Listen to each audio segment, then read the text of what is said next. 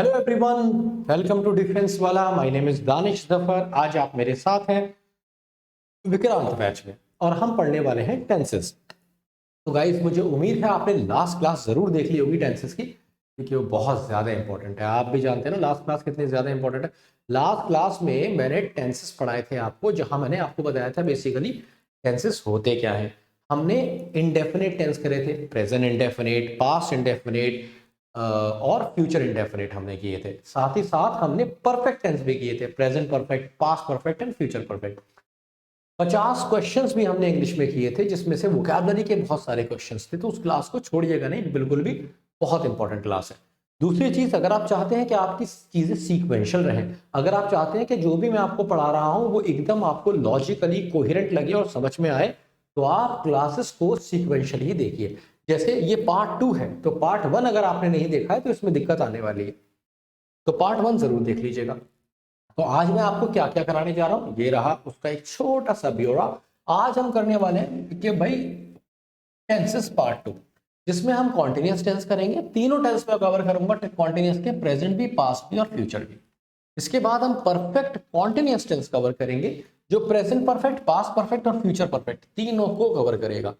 इसके साथ कुछ एडिशनल कॉन्सेप्ट्स भी हैं टेंसेस पे, जो आज मैं आपके साथ डिस्कस करने जा रहा हूं, जिसपे मल्टीपल क्वेश्चंस अलग अलग कंपैरेटिव एग्जाम्स में पिछले कुछ सालों में पूछे गए हैं। साथ ही साथ हम वोकैबुलरी पे काफी काम करने वाले हैं। आज बहुत सारे क्वेश्चंस वोकैबुलरी के आएंगे। तो मान के चलिए कि 30 क्वेश्चन तो आपको टेंसेस से ही मिल जाएंगे मेरे दोस्त आज। तो आज हम सिर्फ पढ़ेंगे ही नहीं, प्रैक्टिस भी करेंगे। 30 क्वेश्चंस टेंसेस के लगाएंगे और वोकैबुलरी पे भी खूब सारा काम करेंगे। तो करिए, चलिए करते हैं शुरू आज की क्लास और बात करते हैं सबसे पहले प्रेजेंट कॉन्टिन्यूअस। अब देखो, जैसी मैं प्रेजेंट कॉन्टिन्यूअस कहता हूं, तुम सबको पता होता है कि सर सब्जेक्ट आता है, सब्जेक्ट के साथ इज, एम या आर आता है और वर्ब की आईएनजी फॉर्म आ जाती है। ये फॉर्मेट गली के बच्चे बच्चे को पता है। और तुम्हें पता है कि प्रेजेंट कॉन्टिन्यूअस होता क्या है? चलो, मैं एक सेंटेंस लिखता हूं। जैसे मैंने लिखा, शी इज स्लीपिंग। क्या आप इसका मतलब जानते हैं? जितने लोग इसका मतलब जानते हैं, जरा एक बार दिमाग लगा के सोचिएगा कि इसका मतलब क्या होता है। ठीक है, और बस ध्यान में रखिएगा, फिर मैं इसका मतलब बताता हूं। मतलब आप समझ ही गए होंगे। शी स्लीपिंग का मतलब है वह सो रही है, ये मतलब नहीं है वह अभी सो रही है। अभी का मतलब क्या है कि भाई मैं इसमें मेंशन करूं या ना करूं, इसमें राइट नाउ हिडन होता है। राइट नाउ मेंशन करूं या ना करूं, राइट नाउ। शी स्लीपिंग का मतलब है राइट नाउ, अभी। नहीं समझ पाए? अब इसमें क्वेश्चन एग्जाम में कुछ इस तरीके से आता है, इससे समझो। जैसे मैंने लिखा, she is sleeping since morning. बहुत सारे बच्चों को ये सेंटेंस बिल्कुल ठीक लग सकता है और उनको लगता है शी स्लीपिंग सिंस मॉर्निंग का मतलब है वह अभी सो रही है। कब से? सुबह से। वह अभी सो रही है सुबह से। अबे ऐसे हो सकता है क्या? क्योंकि शी स्लीपिंग का मतलब तो ये नहीं है कि वो सो रही है, उसका मतलब है वह अभी सो रही है। तो अभी सो रही है सुबह से does not make any sense, और इसलिए हम इसके साथ सिंस या फॉर का इस्तेमाल नहीं करते। वजह क्या है? इसमें राइट नाउ हिडन है। मैं मेंशन करूं या ना करूं, ये अभी के एक्शन की बात कर रहा है। एक और एग्जांपल से समझाता हूं। जैसे भाई मान लो कि अभी कोई मेरे पास कॉल आ जाए, इंपॉर्टेंट कॉल आ जाए। मैं कॉल रिसीव करूंगा तो मैं क्या बोलूंगा?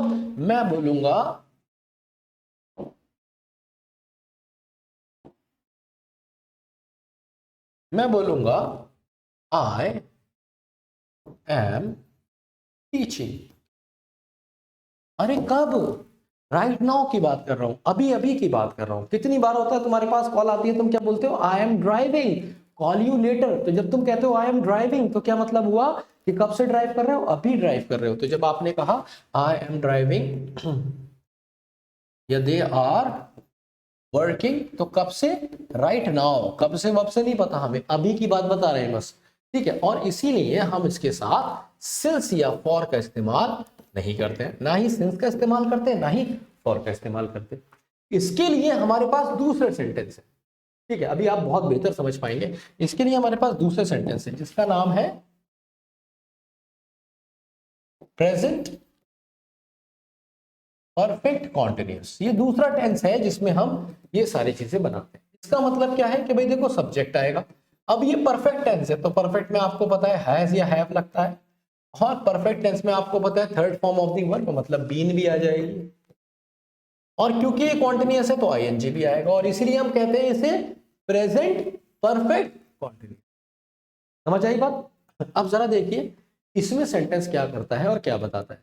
इसमें बताता है कोई ऐसा काम जो पास्ट में शुरू हुआ और अभी तक चल रहा है। नहीं समझे? जैसे मान लो भैया आज सुबह सुबह का टाइम था, तुम घर से निकले, तुमने देखा ये लड़की सो रही है, तुमने जाके स्कूल में बता दिया कि सर वो आज नहीं आई, शी इज स्लीपिंग, वह सो रही है। कब? राइट नाउ की बात बताई तुमने कि जब तुम घर से निकले ना, she is sleeping, right now की बात बताई कि अभी अभी वो सो रही है। देख के आए तो तुमने बताया आते कि वो सो रही है। अब शाम हो गई, पता नहीं लड़की ने क्या खाया था, लड़की उठ ही नहीं रही है, तुम क्या बोलोगे? अरे भाई डॉक्टर को बुलाओ, ये थोड़ी बोलोगे, ये बोलोगे क्या he is sleeping, call the doctor, वो सो रही है डॉक्टर को बुलाओ। अरे तो सो रही है सोने दो ना, डॉक्टर को बुलाने की क्या बात है, दुनिया सोती नहीं है क्या? दुनिया यही कहेगी। इसलिए सेंटेंस को सही से बनाने के लिए और अपना सेंस समझाने के लिए आपको कहना पड़ेगा she has been sleeping since morning. कब से सो रही है लड़की? लड़की सुबह से सो रही है। और कॉल द डॉक्टर, डॉक्टर को बुला लो। क्यों? पता नहीं क्या खाया था इसने, किसने क्या दे दिया। तो she has been sleeping something which started in the past but still in the continuation. ये क्या चीज है? ये मैंने बताया, ये है started in the past, past में सोना शुरू किया था बट स्टिल इन कंटिन्यूएशन, और अभी भी कंटिन्यूएशन में है, सो रही है। ठीक है, और इसके साथ आप सिंस और फॉर का भी इस्तेमाल कर सकते हो। Since and for can be used. ठीक है, टाइम मेंशन कर सकते हो, सिंस और फॉर का भी इस्तेमाल कर सकते हो। आओ दूसरा सेंटेंस देखते हैं। जब मैंने कहा आई एम टीचिंग तो इसका मतलब हो जाएगा राइट नाउ। मेरे पास कॉल आया, मैंने कहा भाई अभी मैं नहीं आ सकता, नहीं पढ़ा सकता, आई एम टीचिंग कब? Right now. बट अगर मैं कहूं, कोई मुझसे पूछे अरे भाई एक बात बताओ, पढ़ा वढ़ा लेते हो, थोड़ा बहुत पढ़ा लोगे, हमारे बच्चे हैं 7वीं 8वीं क्लास के, अंग्रेजी की पढ़ा दोगे?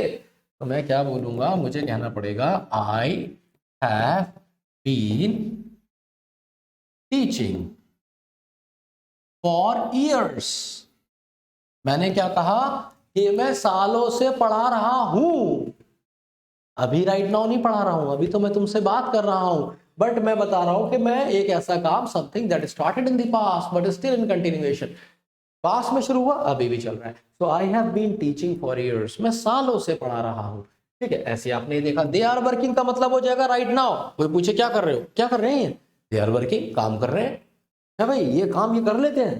जैसे तुमने, जैसे मैं तुम्हें बताता हूँ, जब मैं पहली बार एक पॉलिश के कारखाने में गया तो मैं हैरान हो गया। वहां पे इतनी ज्यादा धूल, इतनी ज्यादा गंदगी के वहां पे आप बाहर भी नहीं खड़े हो सकते, और वहां अंदर लेबरर्स खड़े होके पूरे काले हो रखे थे वो, है ना, पीतल की पॉलिश हो रही थी, मतलब बहुत ही हॉरंडस था वो, और वहां पे वो लोग काम कर रहे थे। तो मैंने पूछा ये क्या कर रहे हैं? किसी ने मुझे बताया दे आर वर्किंग। मैंने कहा इनका ऐसा काम है, इनके तो फेफड़ों में सारी चीजें जाती होंगी। तो मुझे किसी ने बताया they have been working like this, इस तरीके से काम कर रहे हैं for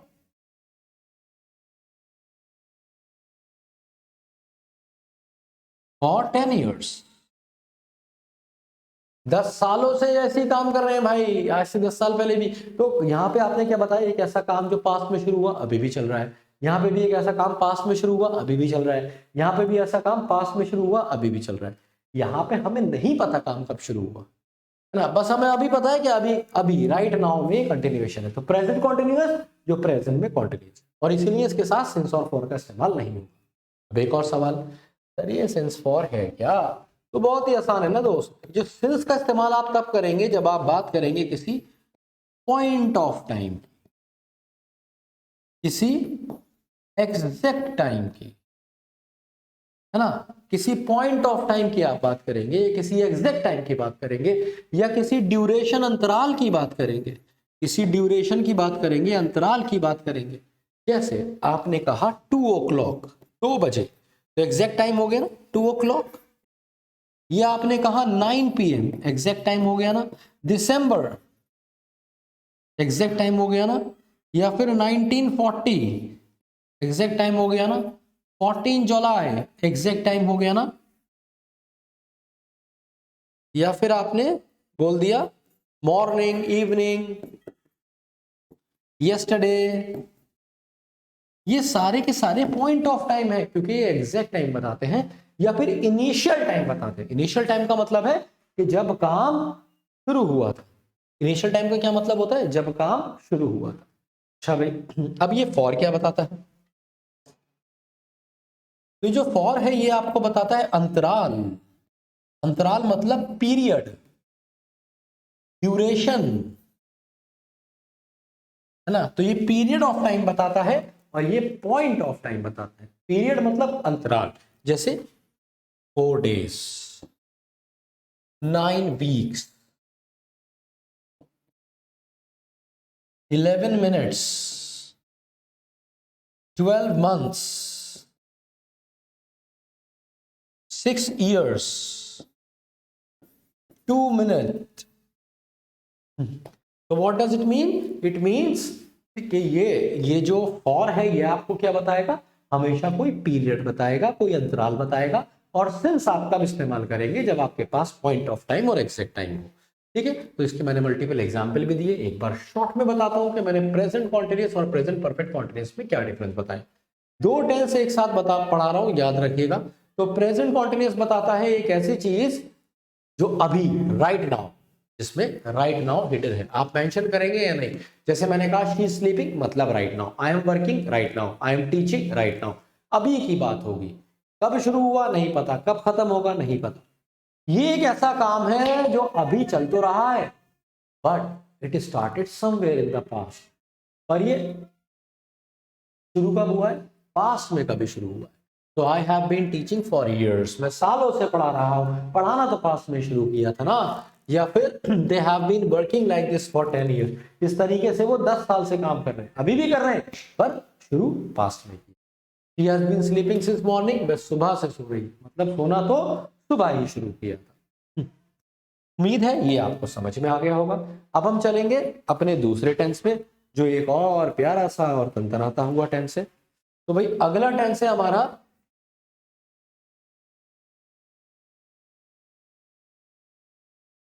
past continuous. Past continuous आप जानते हैं कि भाई सब्जेक्ट होगा, सब्जेक्ट के साथ लगा होगा वॉस या फिर वर्ब, और आप आईएनजी लगा देंगे तो यह आपका पास्ट कॉन्टिन्यूअस बन जाएगा। ये बताता क्या है? ये बताता है continuation at a specific time in the past. क्या मतलब हुआ? किसी चीज का लगातार होना एक स्पेसिफिक टाइम में, पास्ट के एक स्पेसिफिक टाइम में किसी चीज का लगातार होना। ठीक है, जैसे मैंने कहा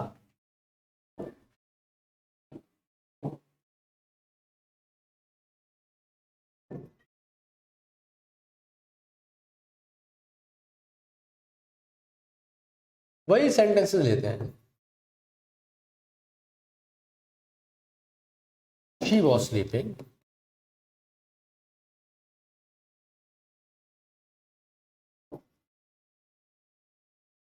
they were working,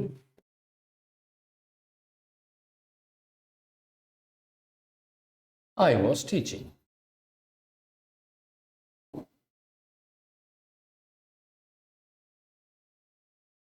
तो शी वॉज स्लीपिंग का क्या मतलब है? आप मेंशन करें या ना करें, जैसे शी स्लीपिंग में था एट दिस टाइम, मतलब राइट नाउ, तो इसमें क्या होगा? एट दैट टाइम, जिस समय की बात हो रही है। कहने का मतलब है, हाँ कभी कभी होता है ना, आप रिश्तेदार के यहाँ जाते हैं तो रिश्तेदार पूछते हैं अरे बेटा आओ आओ बैठो बैठो, और बताओ मम्मी क्या कर रही थी? हमने कहा मम्मी खाना बना रही थी।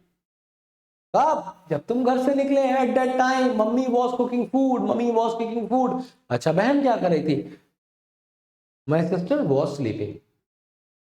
कब? जब तुम घर से निकले। तो एट दैट टाइम इसमें मेंशन होता है।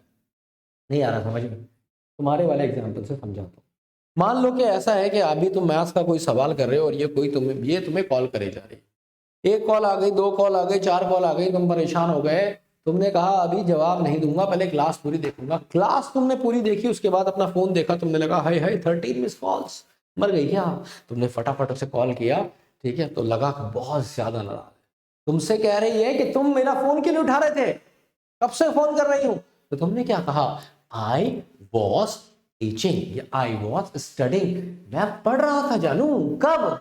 जब तुम मेरे जीवन में चरस हो रही थी, बार बार फोन कर रही थी, तो मैं पढ़ रहा था या फिर पढ़ा रहा था। तो एट दैट टाइम स्पेसिफिक है यहाँ पे, है ना? समझ आ गई बात? इससे समझ आ गई होगी। तो यहाँ पे आप मेंशन करें या ना करें, है ना, एट दैट टाइम, इसमें अंडरस्टूड है। वो समय कौन सा? जब तुमने कॉल किया या जब जिस समय के बारे में तुम पूछ रहे हो या वॉटएवर। बाकी अगर आप बात करते हैं किसकी? पास्ट परफेक्ट कॉन्टिन्यूअस की, तो भाई पास्ट परफेक्ट कॉन्टिन्यूअस क्या होता है? सब्जेक्ट आएगा, सब्जेक्ट के साथ आएगा हैड के साथ बजेगा बीन, और फिर आ जाएगी वर्ब की आईएनजी फॉर्म। नहीं समझे? अब ये क्या बताएगा? ये बताएगा एक ऐसा काम जो पास्ट में लगातार हो रहा था, किसी स्पेसिफिक टाइम पे लगातार हो रहा था। जैसे मान लो ये जो दवाई खा के सोई तो उठ ही नहीं रही है, तो तुम्हें डॉक्टर को बुलाना पड़ा। किसी ने पूछा डॉक्टर को क्यों बुलाया, तो तुमने कहा she had been sleeping for 2 days, 2 दिन से सो रही थी। तो we had to call the doctor, इसलिए डॉक्टर को बुलाना पड़ा। हमें लगा पर सोते सोते सो ही ना जाए। समझ आई बात? या फिर इस वाले सेंटेंस से बताओ, वो जो तुम्हें बार बार कॉल कर रही थी, ठीक है, हाँ, या ये देखते हैं देवर वर्किंग का मतलब क्या हो जाएगा? Right now. जैसे मैं तुम्हें बताता हूं कि आप कहीं पर गए, आप कहीं पर गए, आपने देखा कि कोई काम कर रहा है, तो आप क्या कहेंगे? What are they doing? They are working. अगर आप वहां से निकल आएंगे आप कहेंगे दे वर वर्किंग, काम कर रहे थे। बट अगर कोई तुमसे कहे कि भाई ये तो पहले काम करते थे ना, अब नहीं करते, जैसे मान लीजिए आपने सुना होगा Mughals had been ruling India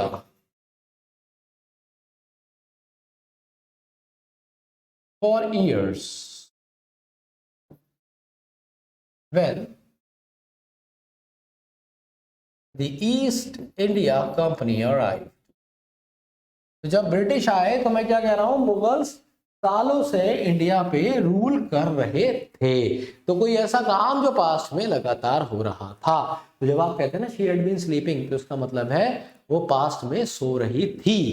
समझ गए बात? ऐसे ही आई वॉज टीचिंग का मतलब है मैं तब पढ़ा रहा था। आई वॉज, जैसे मैं कहूँ I was teaching in Patna when the right happened, मैं पटना में पढ़ा रहा था जब झगड़े हुए। तो एट दैट टाइम, कौन से टाइम? जब झगड़े हुए। बट अगर मैं कहूं कि मुझे पटना में पढ़ाते हुए काफी टाइम हो गया था, फिर मैं दिल्ली आया, तो I have to say something like this, like I had been teaching offline since 2014 when I started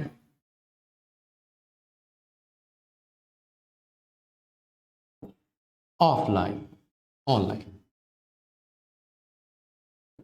तो क्या मतलब हुआ? I had been teaching offline since 2014, मैं 2014 से ऑफलाइन पढ़ा रहा था। अब नहीं पढ़ा रहा, पढ़ा रहा था। कब? When I started teaching online, तो जब मैंने ऑनलाइन पढ़ाना शुरू करा, तो मैं 2014 से, ठीक है, या काफी लंबे अरसे से, कब से क्या कर रहा था? ऑफलाइन पढ़ा रहा था। मतलब पढ़ाना मैंने 2014 में शुरू किया, फिर मैं पढ़ाता रहा ऑफलाइन, फिर मौका मिला ऑनलाइन पढ़ाने का, तो ऑनलाइन आ गया। This is how it works. ठीक है, सिंस और फॉर का इस्तेमाल मैं आपको पहले ही बता चुका हूं। एक बार क्विक रिवीजन कराता हूं इस वाले का भी कि मैंने क्या पढ़ाया। पास्ट कॉन्टिन्यूअस में आपने क्या पढ़ा? पास्ट कॉन्टिन्यूअस एक ऐसा टेंस है जो बताता है एक ऐसा एक्शन जो पास्ट में एक स्पेसिफिक टाइम पे हो रहा था। ठीक है, इसके मल्टीपल एग्जांपल भी मैंने आपको दिए। फिर मैंने बताया लेकिन पास्ट परफेक्ट कॉन्टिन्यूअस ऐसा नहीं है जो स्पेसिफिक टाइम पे हो रहा था।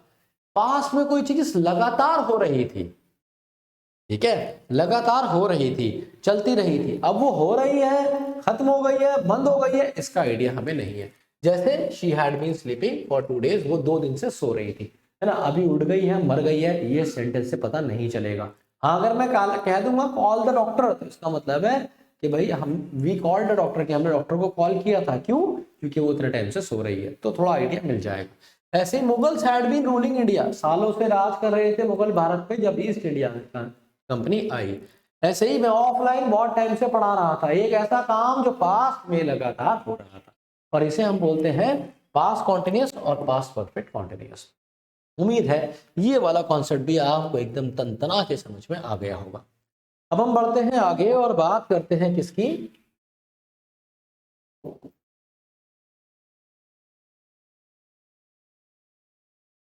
फ्यूचर कॉन्टिन्यूअस, जिसमें आपको देखने को मिलेगा सब्जेक्ट, सब्जेक्ट के साथ, क्योंकि फ्यूचर है तो विल या शेल में से किसी एक का आना अनिवार्य है, और विल और शेल के साथ आप जानते हो ना भाई कौन सी वर्ब लगती है, अरे इज नहीं लग सकता, आर नहीं लग सकता, एम नहीं लग सकता, एक ही तो वर्ब है, बी का इस्तेमाल हो सकता है। तो अगर बी की कोई फॉर्म है जो विल और शेल के साथ यूज होती है तो वो बी अपने आप, तो सब्जेक्ट प्लस शेल और will plus be plus ING form of the word, ठीक है, ये मतलब हो जाएगा इसका। तो सब्जेक्ट प्लस विल या shall plus be plus ING form of the verb.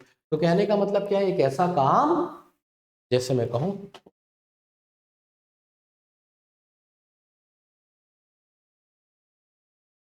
I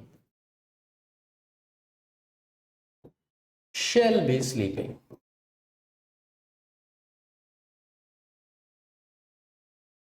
he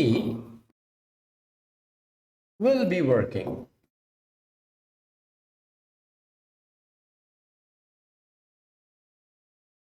they will be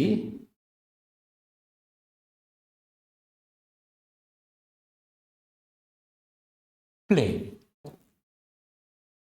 तो जब आपने कहा आई शैल बी स्लीपिंग, तो इसका मतलब होगा मैं सो रहा हूंगा। अब ये क्या बात हुई, मान लो कि ऐसा हुआ कि मुझे नॉनवेज बहुत पसंद है, और आज मैं तुम्हारे शहर में आया हूँ, और मैंने तुमसे कहा भाई यहाँ पे सबसे बेहतरीन कबाब कहाँ पे मिलते हैं, ये तो मुझे बताओ, ये कबाब या बिरयानी।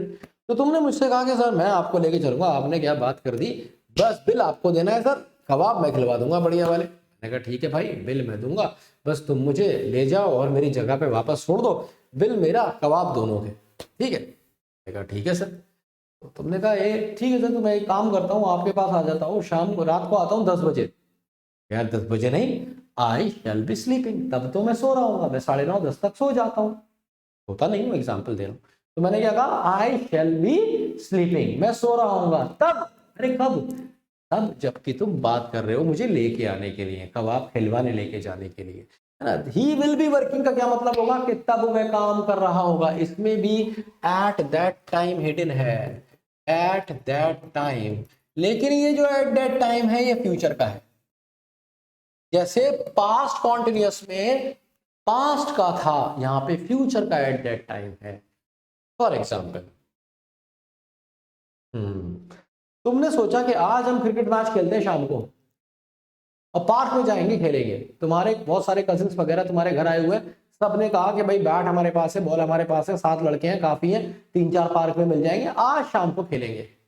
तुम्हारे बड़े भाई ने कहा नहीं यार, आज शाम को तो नहीं खेल पाओगे, क्योंकि वो जो मुखिया है ना पार्क का, उसके खुद के बच्चे और रिश्तेदार खेल रहे होते हैं, तो क्या बोलेंगे वो, दे विल बी प्लेइंग, तो वो खेल रहे होंगे शाम को, तो वो खेल रहे होंगे, खेल रहे होंगे का मतलब है something, something that you talk about future, है ना, at that time in future something actions that will be in continuation in future, जो फ्यूचर में कंटिन्यू हो रहे होंगे, मैं जा रहा होगा, वो आ रहा होगा, वो खा रहा होगा, वो मर रहा होगा, वो सूंघ रहा होगा, ये सारे के सारे फ्यूचर कॉन्टिन्यूस में आ जाते हैं। लेकिन अगर हम बात करें फ्यूचर परफेक्ट कॉन्टिन्यूअस की तो कहानी थोड़ी सी बदल जाती है। अब क्योंकि फ्यूचर है तो ये तो हमें पता है कि हम सब्जेक्ट के साथ शेल और विल को लगाए बिना आगे बढ़ नहीं सकते। अब परफेक्ट है तो परफेक्ट में बीन लगाने के लिए हमें हैव और बीन दोनों को साथ में लेके आना पड़ेगा। विल और शेल के साथ सीधे third form of the verb तो आ नहीं सकती, तो सीधे हमें बीन नहीं लगा सकते, हमें हैव बीन लगाना पड़ेगा। तो subject plus shall plus will plus have been plus ING form plus ING form, बोल लो संतन आ गया। ये रहा इसका फॉर्मेट। अब ये कहता क्या है, ये बताता है एक ऐसा एक्शन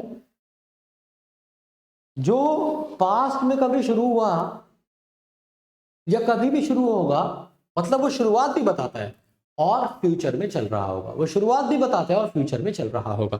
जैसे ये सबसे ज्यादा आपको इंग्लिश कमेंट्री में देखने को मिलते हैं, खास तौर से जब टेस्ट मैच होते हैं। इंडिया में टेस्ट मैच हुआ, तुम्हें पता है चेतेश्वर पुजारा क्या करेगा, 2-2 3-3 दिन बैटिंग करता है। तो कमेंटेटर क्या कहते हैं, कमेंटेटर कहते हैं he will have been playing for 2 days by the end of this session। तो कमेंटेटर्स अक्सर कहते हैं ना कि ये 2 दिन से खेल रहा होगा। चेतेश्वर पुजारा ने कल खेलना शुरू किया, पहला विकेट गिरा 7वें 8वें ओवर में, चेतेश्वर पुजारा आ गया, खुट खुट खुट खुट खुट खुट पूरा दिन निकाल दिया। अगला दिन भी खत्म होने वाला है, दिन खत्म होने वाला है, तो कमेंटेटर ये बात कह रहा है क्या, He will have been playing for 2 days। वो 2 दिन से खेल रहा होगा, अभी हुए नहीं है 2 दिन, पर 2 दिन से खेल रहा होगा। कब तक, इस सेशन के खत्म होने तक। आई बात समझ में। एक और एग्जाम्पल आप समझ सकते हैं। हाँ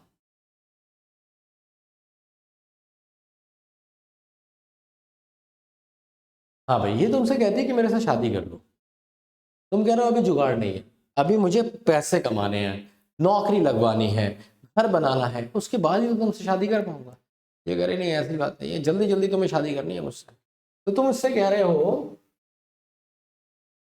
कि भाई मैं तुझसे शादी कर पाऊंगा 2 साल बाद। I shall have been earning good. अभी तो मैं थोड़ा बहुत कमा रहा हूं, मैं बढ़िया कमा रहा हूँ। कब, I shall have been earning good bye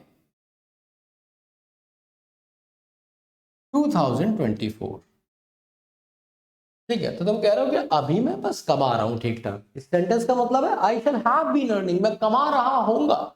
अगर तुम कहोगे आई विल बी अर्निंग गुड, तो इसका मतलब मैं अच्छा कमाऊंगा 2020 में, कमाऊंगा। आई विल बी अर्निंग, अच्छा कमा रहा हूँ। पर ये एक ऐसा काम है जो लगातार हो रहा होगा, लगातार तुम्हारे पास पैसा आ रहा होगा, कोई ऐसी नौकरी होगी या कोई ऐसा बिजनेस होगा जो तुम सेट कर चुके होगे। तो तुम कहोगे I shall have been earning good by 2024 and then we shall marry, और तब हम शादी करेंगे।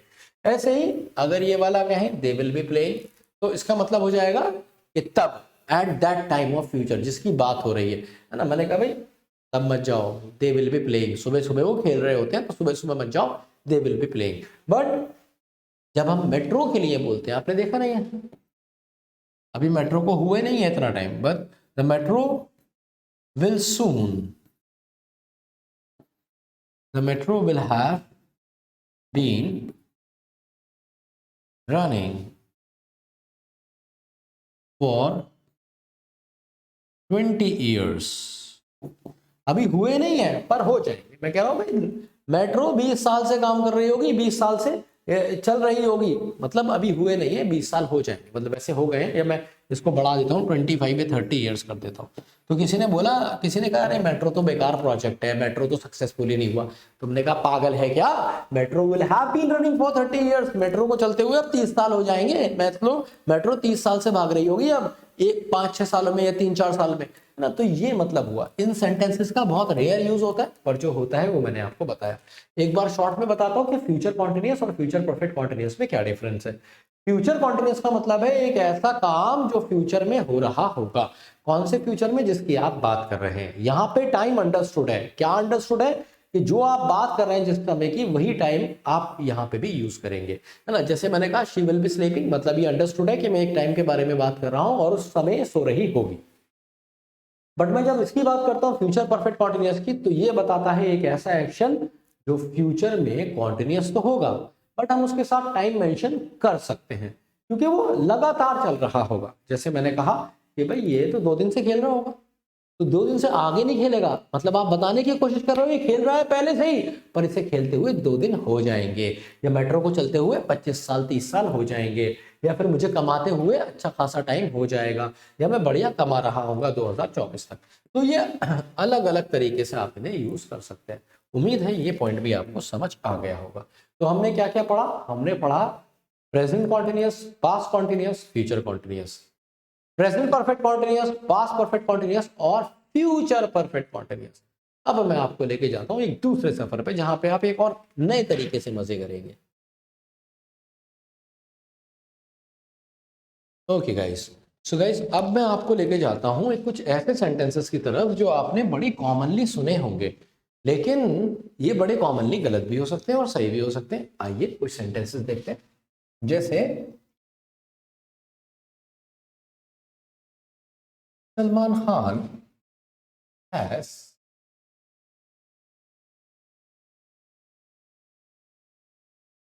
is having a lot of fans।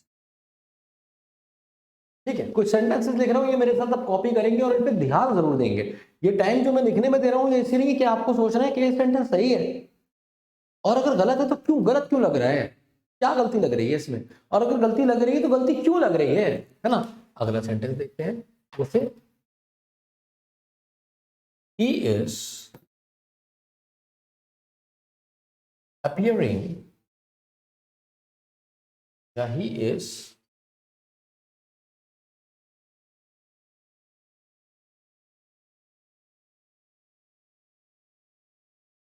is seeming a magician, he has many tricks।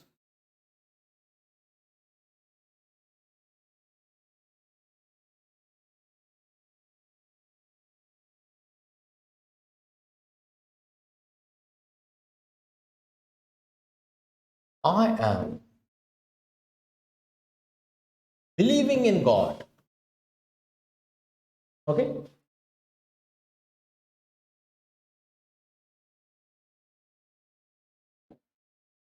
he is thinking of you।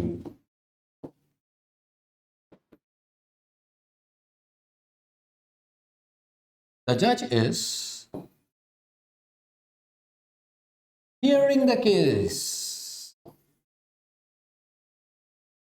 tomorrow।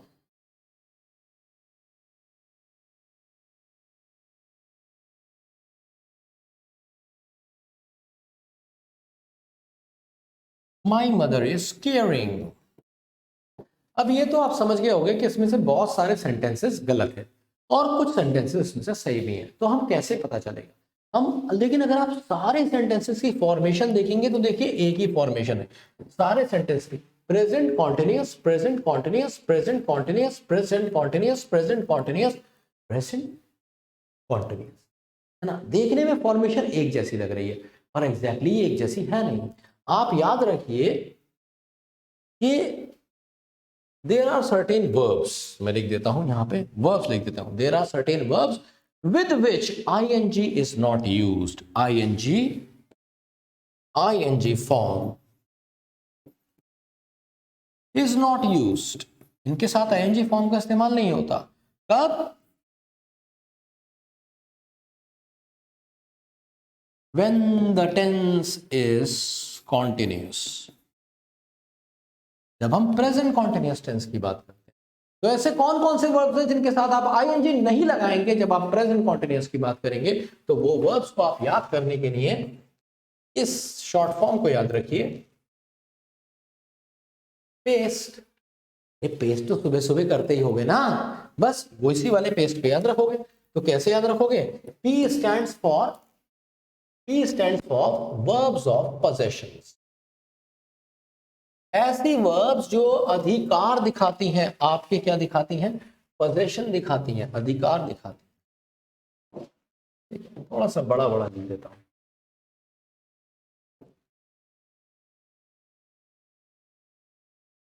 ठीक है, तो ऐसे verbs जो आपके अधिकार दिखाते हैं, पोजेशन दिखाते हैं, कौन कौन से वर्ब्स हो सकते हैं ऐसे जो आपको अधिकार और पोजेशन दिखाते हैं? जैसे आपने कहा possess, own, have, belong, तो ये सारे वर्ब्स क्या दिखाते हैं आपको? किसी ना किसी चीज का पोजेशन दिखाते हैं। इसीलिए आप कभी ये नहीं कहते I am belonging to Delhi, आप क्या बोलते हैं? I belong to Delhi. आप ये नहीं कहते I am possessing a house, I possess a house। आप कभी ये नहीं कहते, इसीलिए सलमान खान इज हैविंग, ये सलमान खान के पास हो रहे हैं या वो रख रहा है बहुत सारे फैन, ये गलत है, बदतमीजी है। तो आपको कहना पड़ेगा Salman Khan has a lot of fan. तो आप बेसिकली ऐसे सेंटेंसेस को इनडेफिनेट में बना देते हैं, इनडेफिनेट में बना देते हैं। आई बात समझ में? एग्जाम में ऐसा सेंटेंस मिलेगा, इनडेफिनेट में बना देना होगा। ऐसे ही हमारे पास होते हैं verbs of appearance, verbs of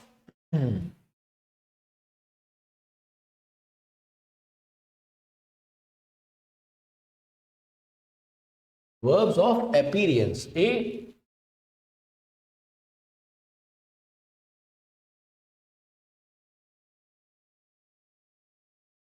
verbs of appearance मतलब कोई चीज देखने में कैसी है। इसमें आता है see, appear, look, है ना। तो हम ये नहीं कह सकते he is seeming a magician, है ना, वो एक मैजिशियन, हम हिंदी में बोल देते हैं कि वो एक मैजिशियन लग रहा है, तो ये गलत है। he is seeming is absolutely wrong, he seems a magician, ऐसा लगता है कि जैसे कोई मैजिशियन है। And he has many tricks, तो क्या किया, फिर से इंडेफिनिट में बना दिया। तीसरी तरह के जो वर्ब्स होते हैं जो आपको एस से ध्यान रखने हैं, वो है verbs of senses, verbs of senses. अब बताओ जरा कितने सेंसेस हैं तुम्हारे पास? 6 मत कह देना, 5 ही तो सेंसेस हैं। कौन कौन से? टेस्ट, स्मेल, फील या फिर टच, हियर। तो taste, smell, feel, touch, hear और सी। तो इन सब के साथ भी आप आईएनजी का इस्तेमाल नहीं करेंगे अगर सेंटेंस प्रेजेंट कॉन्टिन्यूअस टेंस का है। तो हम ये नहीं कह सकते अब बिल, जैसे मैंने कहा हाँ, एक और सेंटेंस यहां लिख देता हूं इसके लिए।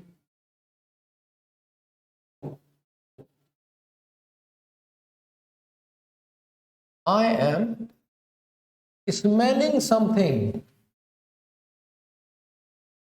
foul। तो मैं कह रहा हूं कि मुझे किसी चीज की बदबू आ रही है, तो I am smelling गलत हो जाएगा।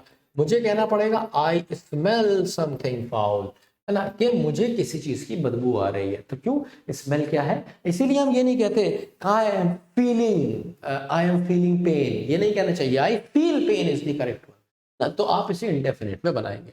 तो ये थे verbs of possession, verbs of appearance, verbs of senses, और जो नेक्स्ट है वो है verbs of thinking, verbs of thinking. ऐसे वर्ब्स जो आपकी सोच बताते हैं, जैसे इमेजिन, जैसे बिलीव, जैसे think.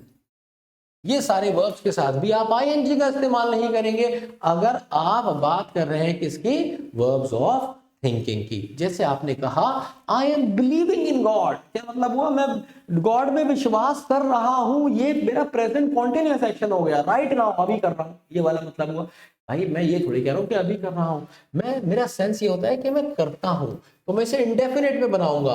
I believe in God मुझे कहना पड़ेगा, समझे मेरी बात। अगले सेंटेंस पे आ जाओ। जब आपने ई की बात करी, ई क्या है यहाँ पे, ये है वर्ब्स ऑफ इमोशंस। अच्छा भाई, वर्ब्स ऑफ इमोशंस क्या होते हैं? ऐसे वर्ब जो आपको इमोशन का बोध कराते हैं ना, जैसे wish, Dzire, love.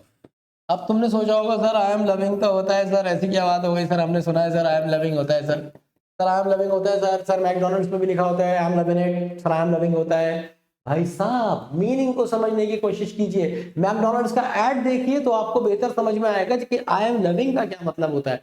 I am loving का मतलब होता है at that very specific moment, जब आपने मुझे वो कुछ खाने को दे दिया। फॉर एग्जाम्पल मान लो ये मेरे पास प्रोटीन शेक है ना, और मैं प्रोटीन शेक पी रहा हूँ और किसी ने मुझसे पूछा कैसा लगा ये प्रोटीन शेक। मान लो मुझे किसी ने दिया है कि पी के देखो मजा आ जाएगा इस प्रोटीन में, मैंने पिया और मैंने कहा आई एम लविंग इट, का मतलब है अरे तो प्यार हो रहा है इससे। एट दैट स्पेसिफिक मोमेंट की बात करते हो, है ना। तो जब आप उस स्पेसिफिक मोमेंट की बात करते हो तब आप कह सकते हो। और किसी मूवी में देखा वो कह रहा है आई एम लविंग यू, इसका मतलब है मैं अभी राइट नाउ तुमसे प्यार कर रहा हूं।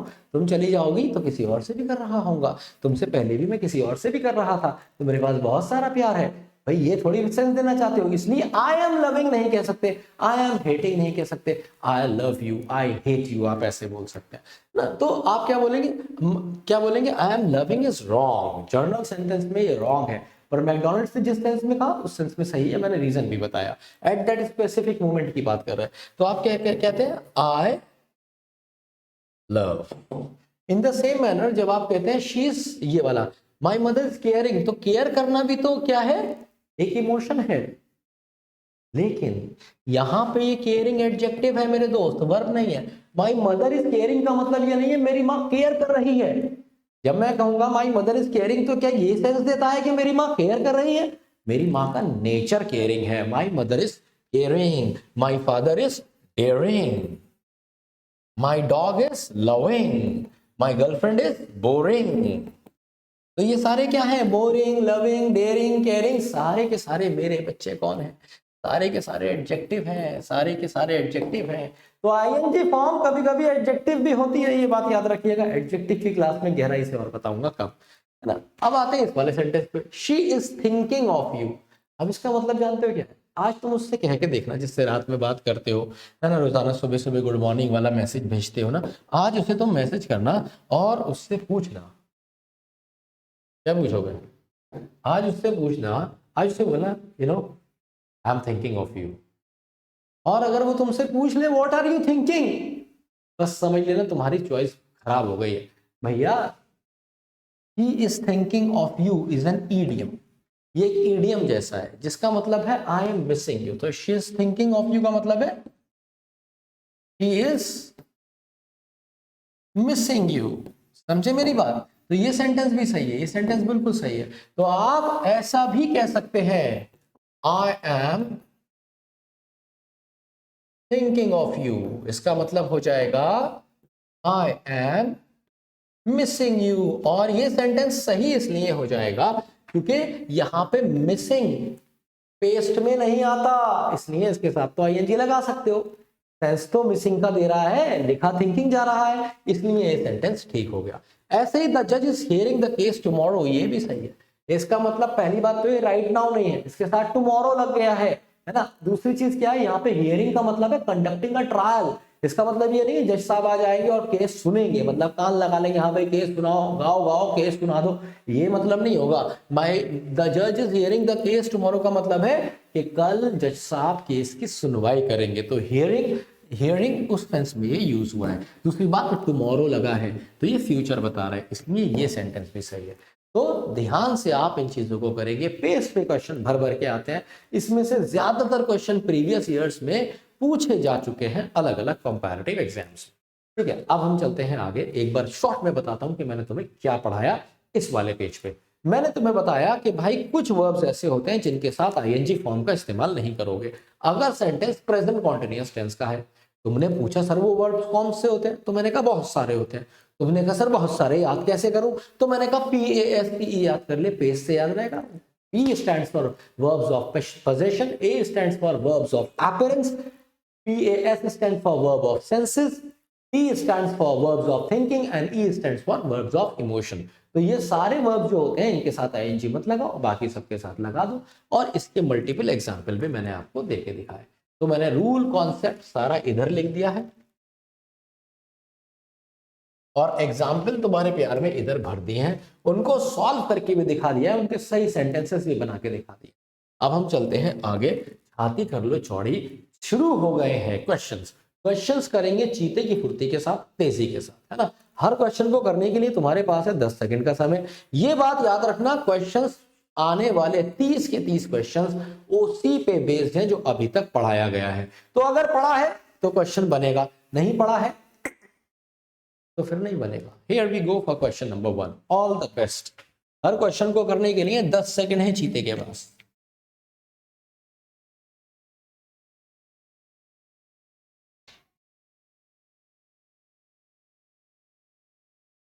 The boys are annoying everyone. क्या मतलब हुआ? लड़के सबको परेशान कर रहे हैं। किन किन सबको? एवरीवन कौन है? Everyone present at the last party. वो सारे लोग जो पिछली पार्टी में प्रेजेंट थे। तो अब कैसे परेशान कर सकते हैं उन सारे लोगों को जो पिछली पार्टी में प्रेजेंट थे? इसका मतलब है तभी परेशान कर रहे थे। सेंटेंस पास्ट में जाएगा बस। तो आर को खोपचे मिलेंगे, काटो और कर दो वर, और टेंस का एरर था, आंसर हो गया ए। सेंटेंस का मीनिंग क्या हो जाएगा? The boys were annoying everyone. लड़के सबको परेशान कर रहे थे, है ना। किन सबको? Present at the last party. वो लोग जो पिछली पार्टी में मौजूद थे उन सबको परेशान कर रहे थे। अब सेंटेंस सही हो गया, ए इज द करेक्ट आंसर। अगला क्वेश्चन देखिए। फुटबॉल का जमाना है, मौसम है, फुटबॉल फीवर चल रहा है, तो रोनाल्डो का एक सेंटेंस तो लेके आना था। Ronaldo wins matches for years for his team. क्या मतलब हुआ? Ronaldo wins matches. Ronaldo match जीतता है ना, जीतता है, ये वाला सेंस आएगा। या फिर हैबिचुअल एक्शन दिखाएगा, इसका प्रेजेंट इंडेफिनिट है। और आगे कह रहा है फॉर इयर्स, सालों से जीतता है। ये सालों से जीतता नहीं है, सालों से जीतता आ रहा है। जो टेंस हमने आज पढ़ा, प्रेजेंट परफेक्ट कॉन्टिन्यूअस, तो इसमें क्या बोलेंगे? Ronaldo has been winning matches। तो Ronaldo has been winning matches for years. सालों से रोनाल्डो मैच जीतता हुआ आ रहा है अपनी टीम के लिए। आंसर हो जाएगा चीते बी। समझ आ रही है ना कहानी? देखो भाई, कहीं कहीं पे अगर क्वेश्चन गलत हो जाए, दिल छोटा मत करना। टेंसेस की दूसरी क्लास है, अभी तीसरी क्लास भी आपकी टेंसेस की बाकी है। तो छाती चौड़ी रखिए, दिल बड़ा रखिए, दिल छोटा मत करिए ना, सब हो जाएगा। चलिए here we go for question number 3। अभी बहुत सारे क्वेश्चंस हैं। हर 10 क्वेश्चन के बाद फर्स्ट 10 क्वेश्चंस में आपको थोड़ी सी डिफिकल्टी होगी, उसके बाद आपको कन्वीनियंट लगने लगेगा। और जो लास्ट के 10 क्वेश्चंस है ना, मतलब 20 to 30 वाले, उसमें तो तुम्हें लगेगा अब मुझे आ गए हैं टेंसेस। तो this is how it works basically. तो द बेबी वॉज लाव्ड, तो ये तो पैसिव हो गया। फॉर्म ऑफ बी और थर्ड फॉर्म, ये तो पढ़ चुके हो ना मेरे साथ 8 यूनिवर्सल रूल में। तो द बेबी वॉज लाव्ड, बेबी को हंसाया गया था। When I came into the room, जब मैं रूम में आया। ये क्या बात हुई? बेबी को हंसाया गया था जब मैं रूम में आया। तो तुम इससे प्यारा सा सेंटेंस बना सकते हो, है ना। कुछ मीनिंग ही नहीं निकल रहा, मीनिंगफुल कर दो ना। द बेबी वॉज लाफिंग कर दो, पास्ट कॉन्टिन्यूअस बन जाएगा। ये लाफ्ड गलत लिखा है, बेबी को हंसाया नहीं गया। हंसना एक ऐसा नहीं होता कि मुझे हंसाया गया, ये बहुत अच्छा सेंटेंस नहीं माना जाता है, पैसिव में नहीं बनाएंगे इसको। तो द बेबी वॉज लाफिंग, बच्चा हंस रहा था, ये तो बोलते हो। या बोल दो कि जब मैं वहां गया तो बच्चे को हंसाया जा रहा था, ये क्या बात है? तो इसका मतलब तुम बेबी को सब्जेक्ट नहीं बना रहे हो, किसी और की बात कर रहे हो कि कुछ गलत हो रहा था, बच्चे को हंसा रहे थे, वॉटेवर। पर ये सेंस नहीं है यहाँ पे। द बेबी वॉज लाफिंग, बच्चा हंस रहा था। अरे कब? When I came into the room, जब मैं रूम में आया। आंसर हो जाएगा बी, क्वेश्चन खत्म। ठीक है, चलो क्वेश्चन नंबर 4। आसान आसान क्वेश्चन है ये सारे, आसान आसान question. The children were shouting when the teacher came in। अब ये देखो कितना प्यारा सेंटेंस है, the children were shouting। तो ये क्या है? पास्ट टाइम, एक ऐसा टाइम। ये पास्ट कॉन्टिन्यूअस का क्या मतलब होता है? एट दैट टाइम, जिसकी बात हो रही है। So the children were shouting, कब? When the teacher came in, जब टीचर अंदर आया तो बच्चे चिल्ला रहे थे। तो सेंटेंस सही तो है, ऐसा तो हमेशा होता था स्कूल्स में। D is the correct answer. समझे कितना आसान सा क्वेश्चन है, पर फिर भी मुझे लगा है कुछ लोगों का तो गलत हुआ होगा। मैंने लास्ट क्लास के तुम्हारे स्कोर्स देखे थे, ठीक थे, पर मैं तुमसे एक बात कहूंगा कि प्लीज, ये मेरी इंतजा है कि सच्चा और सही स्कोर देना। उसी के बेसिस पे मैं अपना आगे का कंटेंट प्रिपेयर करता हूं। अगर तुम मुझसे झूठ बोलोगे ना कंटेंट के मामले में, तो दिल दुखेगा मेरा, और कंटेंट में भी डिफरेंस हो जाएगा। तो तुम्हें मुझे सीधे ये बताना है कि तुम्हारा स्कोर कितना आ रहा है, उसी से मैं सब जज कर लूंगा कि तुम्हें कितना सिखाना बाकी है, कितना तुमने सीख लिया है। बस तुम्हें अपना सच्चा स्कोर बताना है आउट ऑफ 30। वो कैप पे अभी मैं काउंट नहीं कर रहा हूँ, वो कैप वाली क्लास में वो कैप का score. Question number 5, go for it, come on. Fill in the blank है, मैंने फॉर्मेट चेंज कर दिया है क्वेश्चन का। आज की क्लास में तुम्हें मल्टीपल फॉर्मेट्स में क्वेश्चंस मिलेंगे, मतलब मल्टीपल टाइप्स ऑफ क्वेश्चंस मिलेंगे।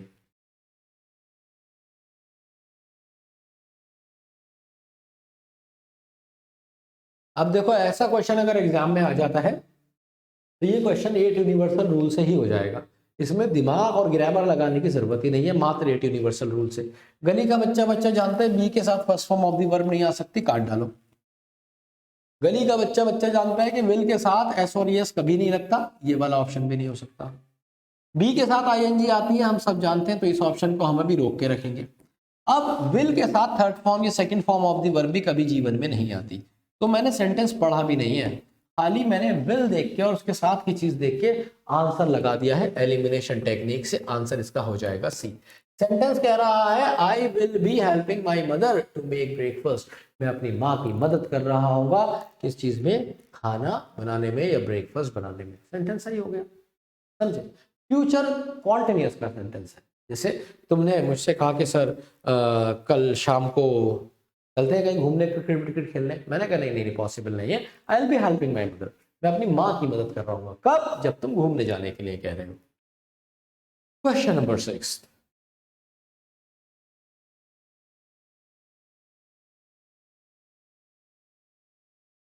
The prime minister will be visiting the museum tomorrow.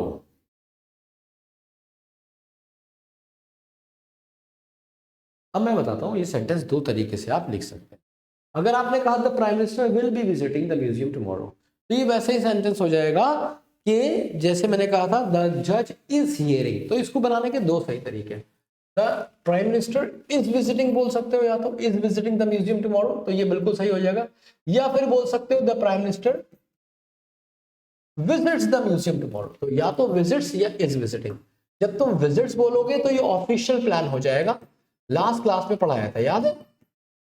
जब तुम इसे विजिट्स बोलोगे तो ये ऑफिशियल प्लान हो जाएगा ना, प्रेजेंट इंडेफिनिट ऑफिशियल प्लान भी बताता है जब उसके साथ फ्यूचर लगाते, या और the prime minister is visiting का मतलब हो जाएगा कि वो विजिट करेंगे, तो ये नियर फ्यूचर बताता है। याद रखो, जब भी हम प्रेजेंट कॉन्टिन्यूअस के साथ आईएनजी लगा देते हैं, प्रेजेंट कॉन्टिन्यूअस के साथ कोई भी फ्यूचर का टाइम लगा देते हैं, जब भी हम प्रेजेंट कॉन्टिन्यूअस के साथ कोई भी फ्यूचर का टाइम लगा देते हैं, तो मेरे बच्चे ये बताता है नियर फ्यूचर। क्या बताता है? Near future. मैंने कहा था ना कुछ और भी कॉन्सेप्ट्स आज आप जानोगे टेंसेस के। तो नियर फ्यूचर का क्या मतलब है? जैसे तुम कहते हो ना, अरे कल मौसी जी आ रही हैं, ठीक है, तो तुम ये भी तो कहते हो मौसी जी आ रही हैं, तो इसका मतलब है अभी आ रही हैं। अगर तुम कल लगा दोगे तो ये नियर फ्यूचर हो जाएगा।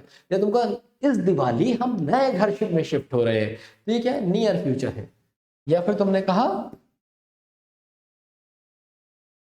I am buying a new phone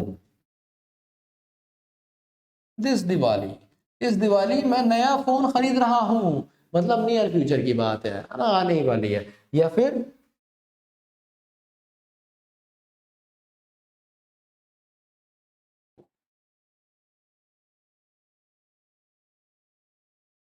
she is living the city का क्या मतलब हुआ कि वो अभी शहर छोड़ रही है।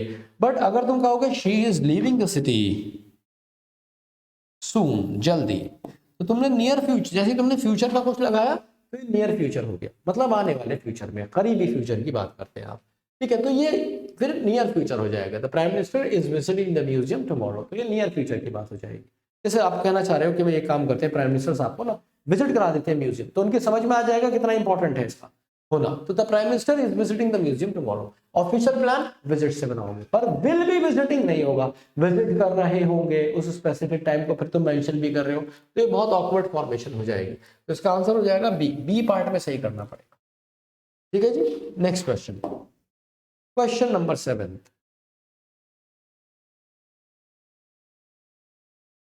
एक नया कॉन्सेप्ट भी सीख लिया आपने।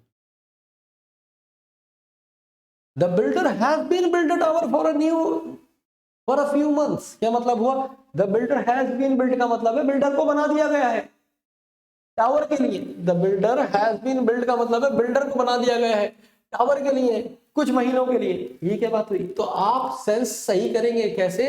ये सेंटेंस प्रेजेंट परफेक्ट में है और पैसिव है, इसे एक्टिव बना दीजिए। प्रेजेंट परफेक्ट की जगह प्रेजेंट परफेक्ट कॉन्टिन्यूअस कर दीजिए। The builder has been building, ये बढ़िया सेंस दे रहा है ना।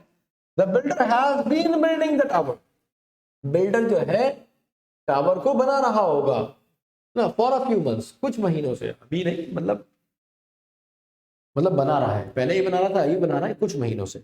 The builder has been building, तो building B is the correct answer. इतना आसान सा क्वेश्चन था। क्वेश्चन नंबर 8, शुरू के 10 क्वेश्चन में मैंने बताया ना गड़बड़ हो सकती है तुमसे, उसके बाद तुम समझ जाओगे कि तुम चीते हो।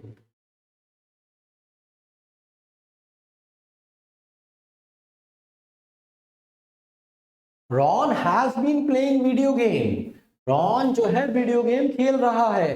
अब इसमें आगे टाइम मेंशन है, सिंस आफ्टरनून, कब से खेल रहा है, दोपहर से खेल रहा है, तो दोपहर से अब तक खेल रहा है। कोई ऐसा काम जो पास्ट में शुरू हुआ और अभी तक चल रहा है, मतलब no error.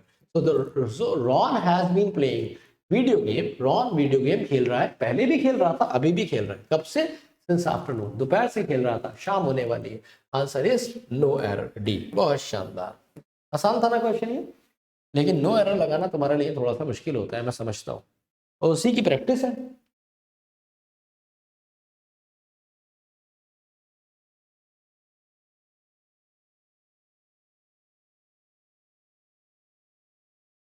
I have been working at the company for 5 years. I have been working at the company for 5 years.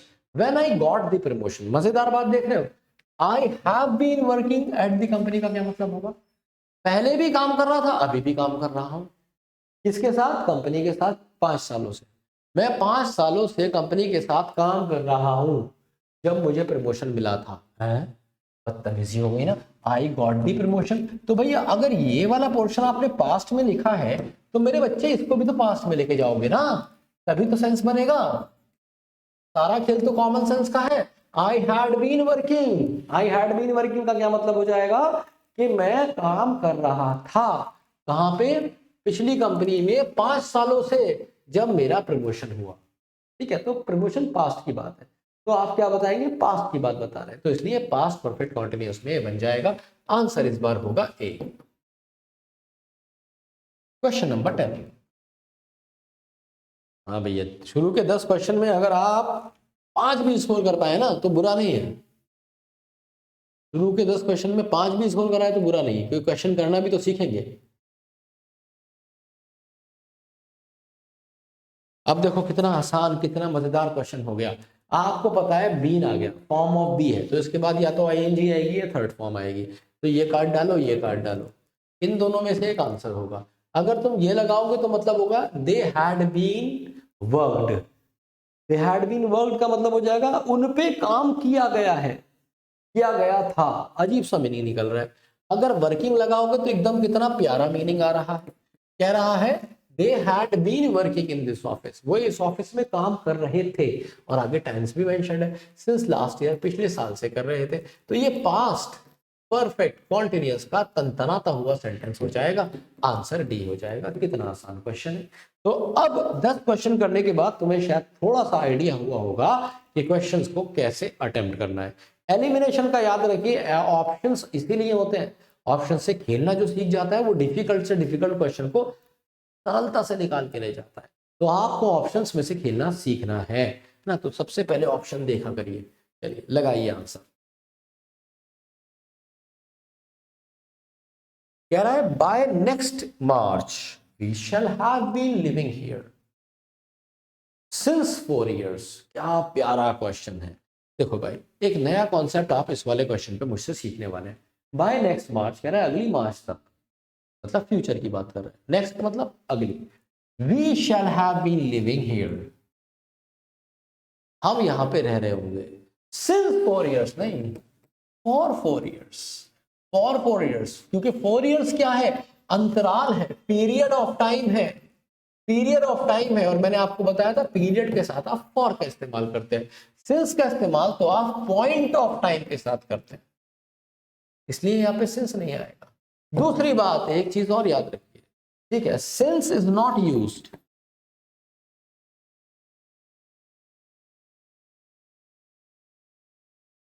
Since is not used in future. Since का इस्तेमाल आप फ्यूचर में नहीं करते, फ्यूचर में आप क्या यूज करेंगे, यूज फ्रॉम। याद नहीं है स्कूल में मैम क्या लिखवाती थी, the school will remain close from this date to this date, हमेशा फ्रॉम। तो फ्रॉम का यूज आप फ्यूचर में करेंगे, और सिंस का यूज सिर्फ आप प्रेजेंट या पास्ट टेंस में कर सकते हैं, फ्यूचर में सिंस का यूज नहीं करते, क्योंकि फ्यूचर का मतलब क्या होता है, फ्यूचर का मतलब सॉरी सिंस का मतलब क्या होता है, सिंस का मतलब होता है फ्रॉम देन टिल नाउ, मतलब तब से अब तक। क्या मतलब होता है, तब से अब तक। तब का मतलब क्या हो जाएगा कि आप पास्ट में लेके जाएंगे, इसलिए आप सिंस पास्ट से शुरू होता है, अब तक प्रेजेंट में आता है, वो फ्यूचर में नहीं जाता है ना, और फ्यूचर का पास्ट से कोई मतलब नहीं होता, इसलिए आप सिंस का इस्तेमाल फ्यूचर में नहीं करेंगे। मैंने रीजन भी बता दिया, वजह भी बता दी, गहराई से समझाता हूँ एक एक चीज, ताकि तुम्हें रीजन भी समझ में आए, और कोई ये ना कहे कि अंग्रेजी तो बस रटना पड़ती है, रटनी नहीं पड़ेगी, जैसे फिजिक्स समझते हो ना ऐसी अंग्रेजी भी समझ के करोगे, तुम चिंता नहीं करो। सी इज द करेक्ट आंसर। इतने नहीं समझनी जितनी फिजिक्स समझनी है, अंग्रेजी में तो खेल भावनाओं का भी है।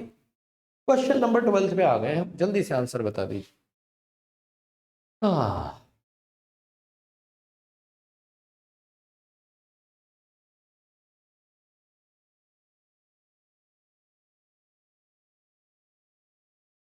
अभी जो पीछे पढ़ाया उसी का क्वेश्चन आगे आया। I will have been starting, मैं शुरू कर रहा हूंगा, माई स्टार्टअप, स्टार्टअप का मतलब है new business.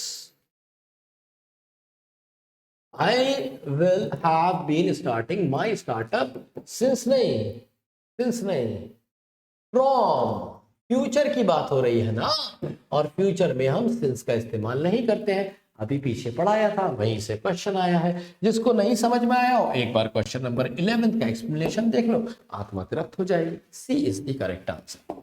Next question, question number 13। यार क्वेश्चन तो बहुत बच गए हैं अभी, और हाँ, बीइंग अ सेलिब्रिटी, सेलिब्रिटी होने के नाते she dash a lot of fans. ये क्वेश्चन सेम हमने सलमान खान के लिए किया था, वही क्वेश्चन है भाई।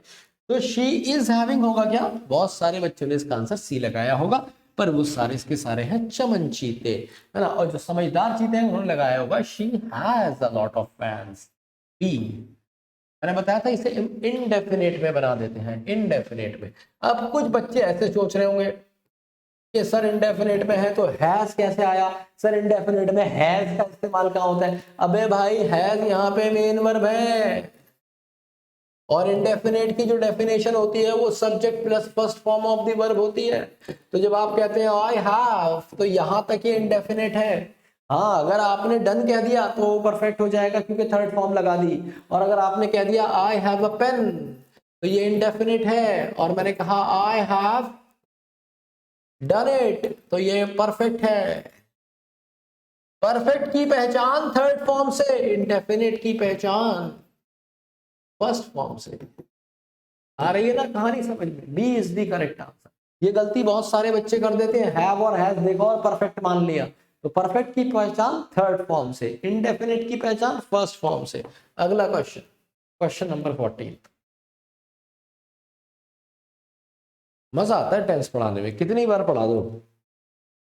He is appearing a fraudster, क्या मतलब है, क्या मसला है ये, don't trust him at all, कह रहा है ऐसा लग रहा है कि ये कोई फ्रॉडस्टर है, फ्रॉड है ना, इसका ट्रस्ट मत करो। तो ये क्या है, अपीयरिंग क्या है, वर्ब ऑफ अपीयरेंस है, और वर्ब ऑफ अपीयरेंस के साथ हम आईएनजी का इस्तेमाल नहीं करते अगर सेंटेंस प्रेजेंट कॉन्टिन्यूअस का हो। आज ही सीखा था आपने। तो ही इज अपीयरिंग गलत हो जाएगा, ही अपीयर्स मैंने क्या बताया था, इनडेफिनेट में बना देना, तो इंडेफिनेट में बना दीजिए, ही अपीयर्स अ फ्रॉड, वो एक फ्रॉडस्टर लगता है, दिख रहा है, लग रहा है। Don't trust him at all, इसका बिल्कुल भरोसा मत करिए। B is the correct answer. Question number 15।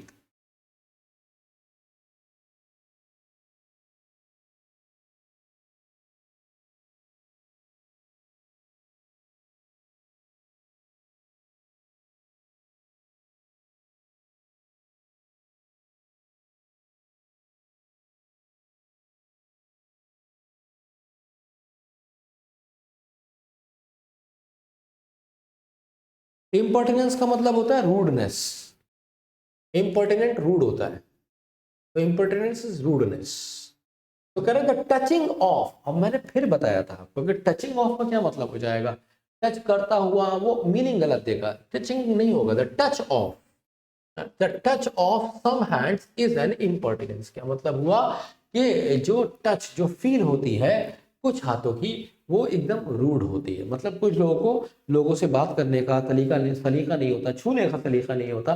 मतलब किसी को तुमने देखा होगा ना, कोई ऐसी कोई तुम्हारे, अरे भाई बात तो सुन ले, जैसे मैं तुम्हें बताता हूँ मेरे साथ क्या हुआ।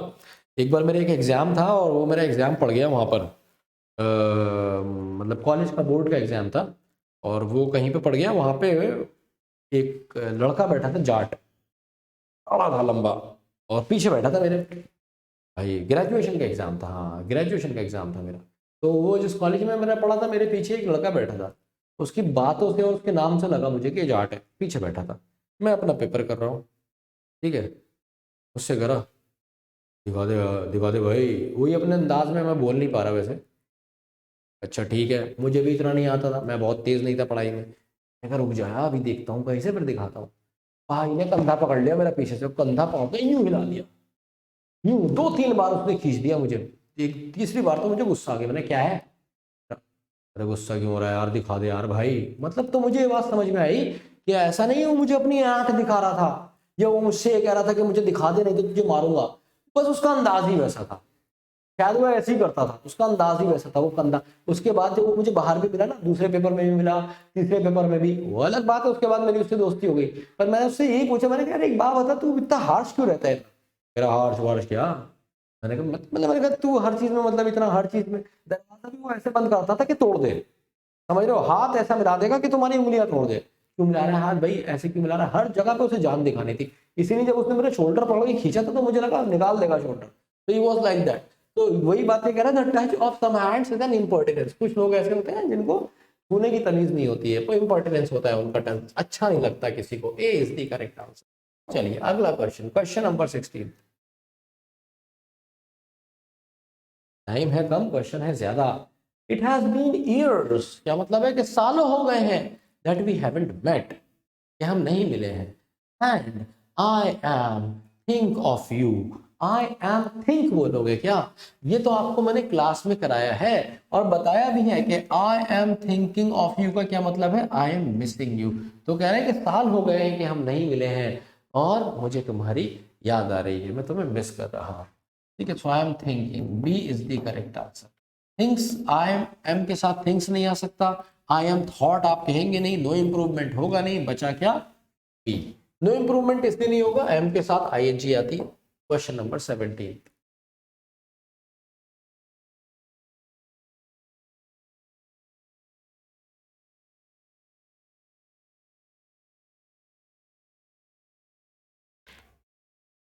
अब वो क्वेश्चंस जिस बच्चे ने लेक्चर देखा होगा जब मैं समझा रहा था, वो ये वाला क्वेश्चन भी बना देगा। क्या कह रहा है, we may get the verdict soon, जल्दी। वर्डिक्ट का मतलब क्या होता है, डिसीजन, जल्दी फैसला आ जाएगा। एज द जज is hearing the case tomorrow, क्योंकि जज साहब जो है वो कल केस की सुनवाई कर रहे हैं। तो देखो मैंने बताया था ऑलमोस्ट सेम सेंटेंस है, टुमारो भी लगा है, जज इज हियरिंग, तो कंडक्टिंग अ ट्रायल की बात हो रही है। No improvement, D is the correct answer. ये सेम सेंटेंस मैंने आपको पेस्ट वाले पेज पे कराया है, जिसने नहीं पढ़ा है, नहीं समझ में आया, पीछे जाके देख लीजिएगा, जहां पेस्ट समझाया वहीं समझाया। चलो भाई, एक और बढ़िया सेंटेंस आपके पास है। Believing is achieving and it is a Mantra for success. ठीक है, तो बिलीविंग का मतलब क्या है यहाँ पे, यहाँ पे जीरंड है। क्या है, जीरंड। जीरंड क्या होता है, जीरंड आपको नाउन का बोध कराता है, ये नाउन होता है, याद रखिए। देखने में वर्ब जैसा होता है, वर्ब के साथ आती है आईएनजी, काम करती है नाउन जैसा, तो कहलाती है जीरंड। समझे, वर्ब के साथ आईएनजी लगती है, नाउन जैसा काम करती है, जीरंड कहलाती है। 8 यूनिवर्सल रूल में पढ़ाया है, इतने सीधे बन के ना बैठो ना। उम्मीद है समझ आया होगा जिन्होंने 8 यूनिवर्सल रूल देखे हैं। तो क्या, बिलीविंग इज अचीविंग, ना जैसा सेंस देता है ये, आना जाना खाना पीना हंसना रोना धोना सोना करा, बताया था ना। तो ना जैसा सेंस देता है, बिलीविंग इज अचीविंग मतलब बिलीव करना ही पा लेना है। कहने का मतलब है अगर तुमने बिलीव कर लिया ना कि मैं ये करूंगा, तुमने बिलीव कर लिया कि मैं ऑफिसर बनूंगा, तो समझ लो पा लिया। पहले तुम्हें बिलीव करना पड़ेगा, बिलीविंग इज अचीविंग, बिलीव करना ही अचीव करना है, एंड इट इज अ मंत्र फॉर सक्सेस, और एक ये मंत्र है सक्सेस के लिए। तो no improvement, D is the correct answer. Question number 19 पे आ जाते हैं।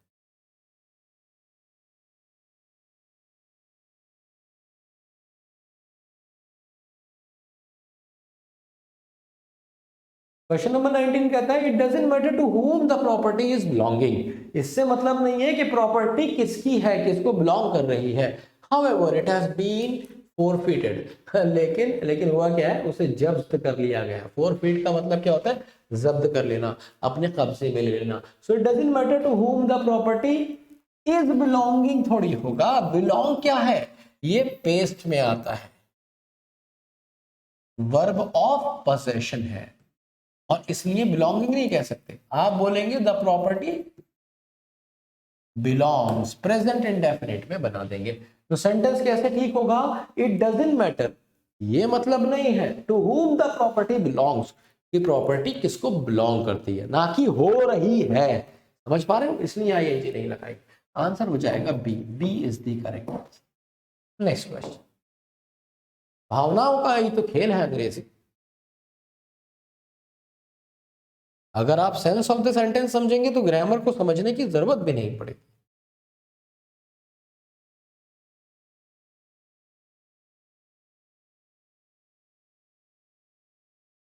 लो, फिर वही सेंटेंस आ गया, is someone cooking in the kitchen, क्या कोई किचन में कुछ बना रहा है। Is someone cooking in the kitchen, के किचन में कोई बना रहा है। I am smelling something foul, है ना, मुझे कुछ, आई एम स्मेलिंग, ये थोड़ी बोलोगे, I am smelling something foul. तो अब ये सेंटेंस में थोड़ी सी गड़बड़ हो गई है। आई एम स्मेलिंग, तो यहां से एम भी कटेगा, दो पोर्शन में एरर हो गया।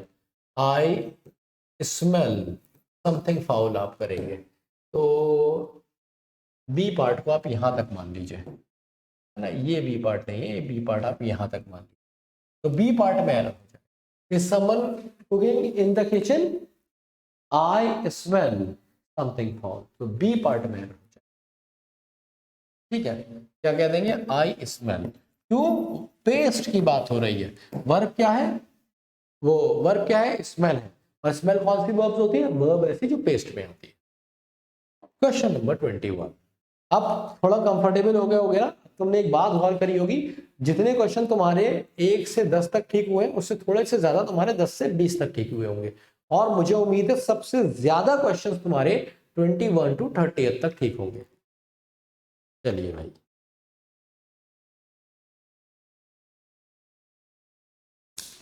कह रहा है it is high time you leave. अब ये आया है 8 यूनिवर्सल रूल से, पुराना भी तो थोड़ा थोड़ा रिवाइज करेंगे ना, तो यू लेफ्ट हो जाएगा, क्योंकि हमें पता है it is time, it is high time, it is appropriate time, इन सब के साथ हम हमेशा क्या यूज करते हैं, हम यूज करते हैं क्या, second form of the verb. 8 universal rule वाली क्लास देखिए, B is the correct answer, है ना।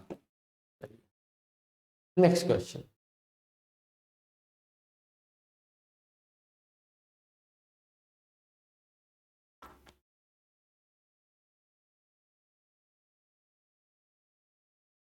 देखो भैया, KNOW know is a verb of paste. हम जो जानते हैं हम वैसा ही सोचते हैं, वर्ब ऑफ थिंकिंग में आता है पेस्ट। तो ऑल पीपल आर नोइंग, ये तुम बोलते हो ऑल आर नोइंग, सब जान रहे हैं, नहीं, सब जानते हैं। All people know, KNOW know, all people know the veracity of this. Veracity का मतलब होता है truthfulness,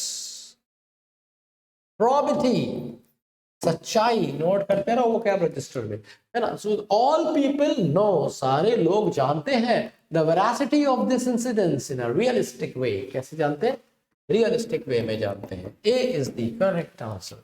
here we go for question number 23।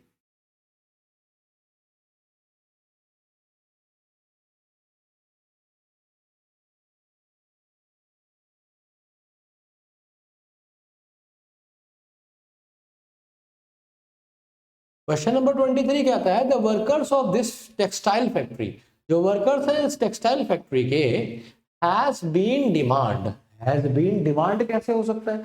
आपने ये बात 8 यूनिवर्सल रूल में सीखी थी कि बी की किसी भी फॉर्म के साथ या तो आईएनजी लगा सकते हो या थर्ड फॉर्म लगेगी तो पैसिव हो जाएगा और आईएनजी लगेगी तो एक्टिव हो जाएगा और कंटिन्यूएशन बताएगा। इस बात सीखी थी। अब आ जाओ, the workers of this textile factory, जो वर्कर्स है इस टेक्सटाइल फैक्ट्री के हैज बीन डिमांड का मतलब है कि वो डिमांड रहे हैं higher wages. Has been demanding कहोगे, हैज बीन डिमांडिंग, पहले से डिमांड करते आ रहे हैं और अभी भी डिमांड कर रहे हैं। हैज बीन डिमांडिंग का क्या मतलब है? पहले भी डिमांड कर रहे थे और अभी भी डिमांड कर रहे हैं हायर वेजेस की, तनख्वाह की बढ़ोतरी फॉर अ लॉन्ग टाइम, एक लंबे समय से। तो फॉर भी लिखा है और पीरियड ऑफ टाइम भी दिया हुआ है, तो मतलब सेंटेंस कौन सा हो गया? प्रेजेंट कॉन्टिन्यूअस का आंसर हो जाएगा बी। तो टेक्सटाइल जो वर्कर्स हैं इस टेक्सटाइल फैक्ट्री के, वो बहुत टाइम से डिमांड कर रहे हैं कि उनकी वेजेस, उनके भाड़े बढ़ा दिए जाए। बी होगा आंसर? नहीं भाई, सी होगा। C is the correct answer, C. Next question. अब डिफिकल्ट क्वेश्चन भी आएगा ना तो बना लोगे मुझे लगता है।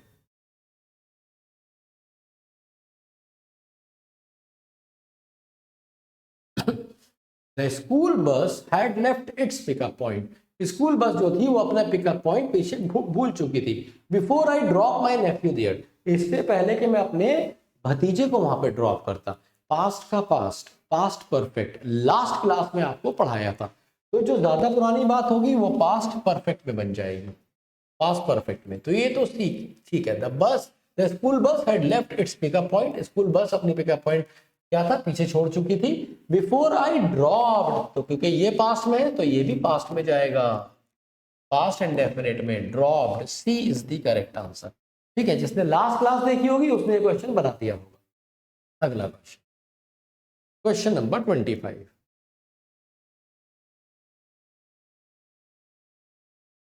If I was you, I would tell the chairman to keep his mouth shut.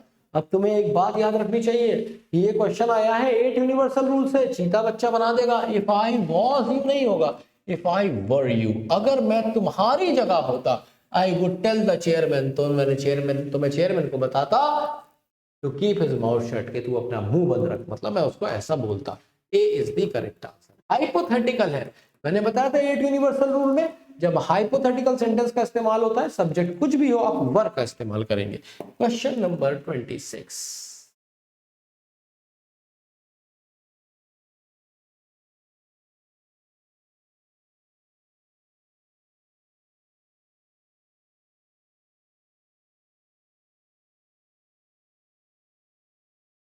I dash living there, तो आई के साथ हैज लगाते हो क्या? कभी नहीं लगाते हो। अब तुम कहोगे I am living here since 1997, तो तुम्हें पता है प्रेजेंट कॉन्टिन्यूअस के साथ सिंस या फॉर का इस्तेमाल नहीं करते हो, तो तुमने ये वाला भी काट दिया। अब ये दोनों बच गए, बस प्रेजेंट और पास्ट देखना है कि सेंटेंस में आगे क्या बात हो रही है। कह रहा है आई dash living here since 1997 therefore I know everything about the city, इसलिए मैं सब कुछ शहर के बारे में जानता हूं, अभी भी जानता हूं। प्रेजेंट की बात हो रही है तो आप करेंगे क्या? Have been is the correct answer. Meaning क्या निकलेगा? That I have been living here, मैं यहां पे रह रहा हूं 1997 से। Therefore, इसलिए I know everything about this city, सब कुछ मुझे पता है इस शहर के बारे में। A is the correct answer. Next, 10 second का टाइम है बस।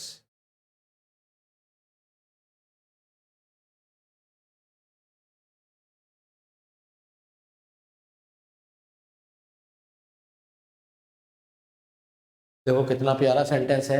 He always wants, वो हमेशा क्या चाहता है। अब ऑलवेज तो एडवर्ब होता है, यस लगा है नहीं लगा है उससे मतलब नहीं है, ये वांट्स बिल्कुल सही है। He always wants to get the best of facilities, क्या चाहता था? He always wants, वो हमेशा चाहता है कि उसे सबसे बढ़िया फैसिलिटी मिले। Whether he deserved, चाहे वो डिजर्व करता था या नहीं करता था, क्यों बोलोगे? Whether he deserves, डिजर्व्स का मतलब क्या है कि भाई अगर ये प्रेजेंट में तो आगे की बात भी प्रेजेंट में होगी ना, ये प्रेजेंट में ये पास्ट में, ऐसे थोड़ी है। तो आंसर हो जाएगा सी इज द करेक्ट आंसर। ठीक है, और याद रखिए हमेशा सेंटेंस में आप प्रेजेंट टू मतलब लेफ्ट टू राइट चलते हैं, आप एरर यहां से देखना शुरू करते हैं, ये ठीक, ये ठीक, ये ठीक, जहां एरर मिलेगा वहां मार्क करते हैं। आप ऐसा नहीं करेंगे कि ये पास में दे रखा है तो आपने इसको जाके वांटेड कर दिया, तो आप वापस नहीं जाएंगे, हमेशा लेफ्ट टू राइट एरर देखेंगे। ये तरीका होता है एरर देखने का।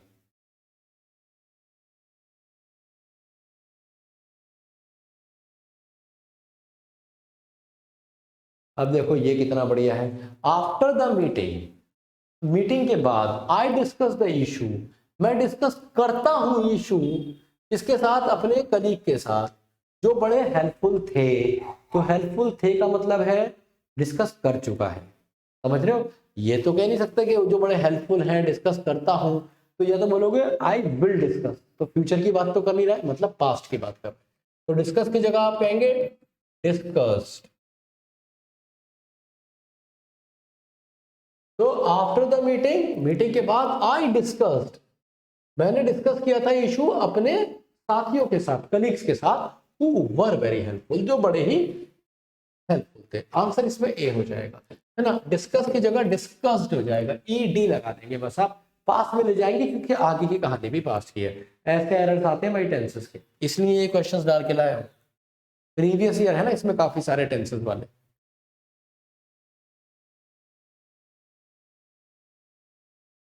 अब ये क्वेश्चन भी तुम पहले मेरे से सीख चुके हो।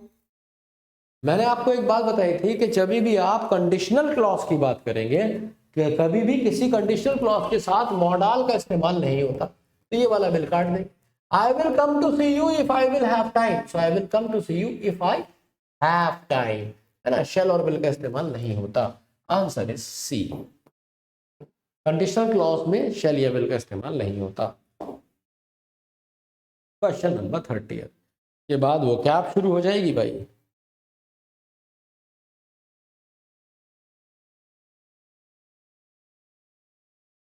बाय द नेक्स्ट ऑगस्ट, मतलब फ्यूचर की बात है, अगले अगस्त तक।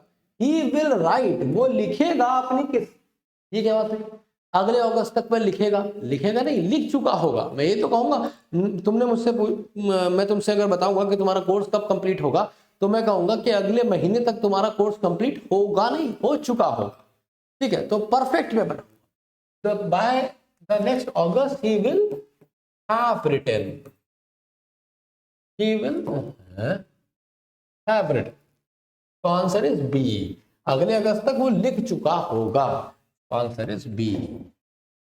दूसरी बात बाय द नेक्स्ट है ना, अब काम पूरा होने की बात कर रहा है। चलिए, तो ये हो गए हमारे 30। अभी हम बाद में बात करेंगे इडियम्स की।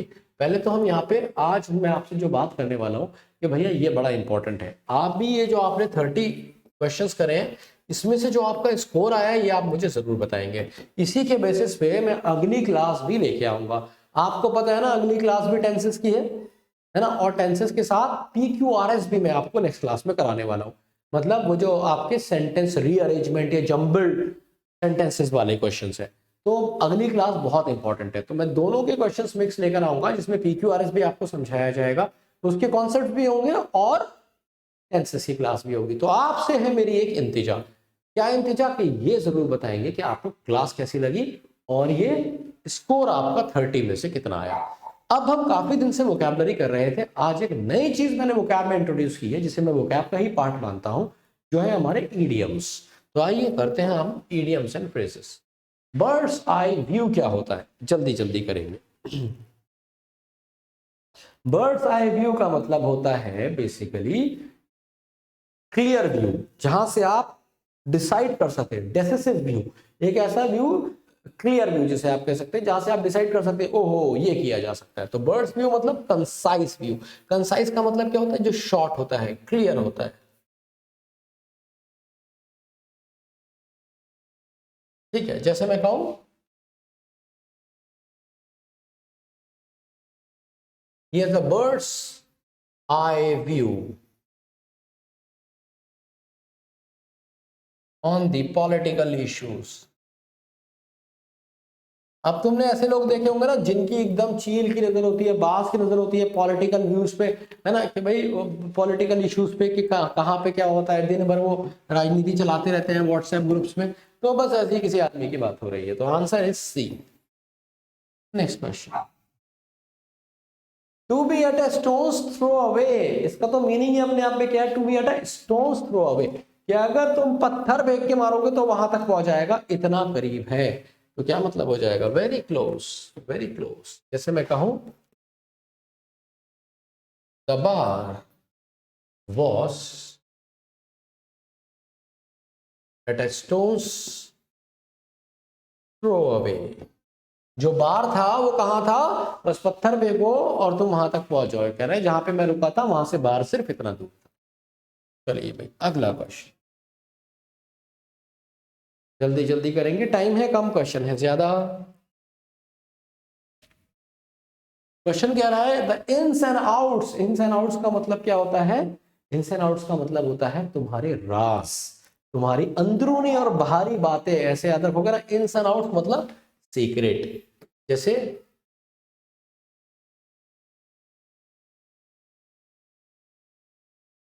She was distressed but she didn't reveal her ins and outs। क्या मतलब हुआ कि लड़की परेशान तो थी पर चालाक थी, उसने दर्शाया नहीं, दिखाया नहीं, क्या नहीं दिखाया, हर इन्स एंड आउट्स, अपने मतलब अंदरूनी और बाहरी ये सब उसने नहीं दिखाया कि क्या उसके मन में चल रहा है, अपने राज दे दिए, परेशान थी पर राज नहीं दिए, कांड करे बैठी थी ना लड़की। तो क्वेश्चन नंबर 34 करके दिखाइए जल्दी से, question number 34, to turn the table. Turn the table का मतलब है, जैसे मान लो इंडिया को चाहिए जीतने के लिए एक ओवर में 40 रन, समझे, एक ओवर में 40 रन चाहिए और तुम्हें लगा अब तो इंडिया मैच हार गई। लेकिन हुआ क्या कि जो ऑपोजिशन का बॉलर है, जो राइवल बॉलर है, उसने एक नो बॉल फेंकी और जिसपे छक्का लग गया, नो बॉल फेंकी छक्का लग गया, तो बॉल तो कोई नहीं हुई, 7 रन आ गए, समझे। अब 6 बॉल में कितने रन चाहिए, अब 6 बॉल में पहले चाहिए थे 40, अब चाहिए 33, है ना। और अगली बॉल इसने वाइड फेंक दी जो कीपर से छुट गई, तो 5 रन आ गए, बॉल अभी भी 6 ही बाकी है, 5 और कम कर दो इसमें से, तो कितने, 28।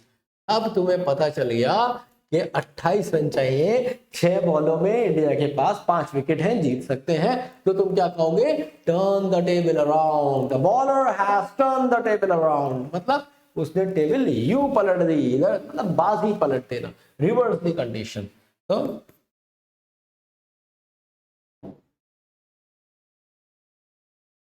the fast bowler has turned the table, ठीक है, उसने क्या कर दिया कि टेबल पलट दी है, बाजी पहले अपोजिशन के में थी, अब इंडिया के पास पहुंच गई, 28 मारे जा सकते हैं। नेक्स्ट क्वेश्चन,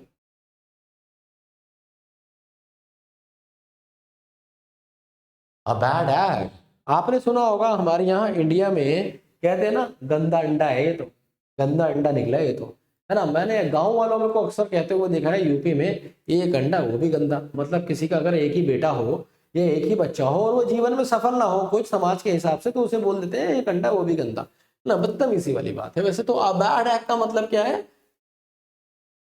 अ वर्थलेस फेलो, जो किसी काम का नहीं, ठीक है। जैसे मैं कहूं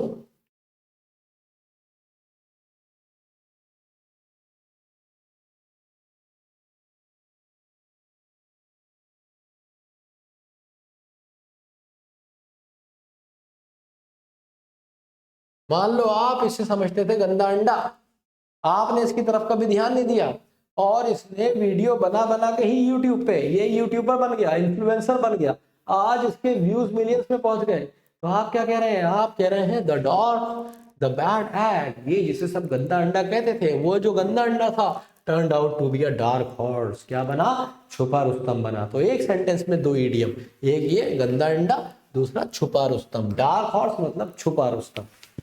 अगला क्वेश्चन देखिए, question number 36,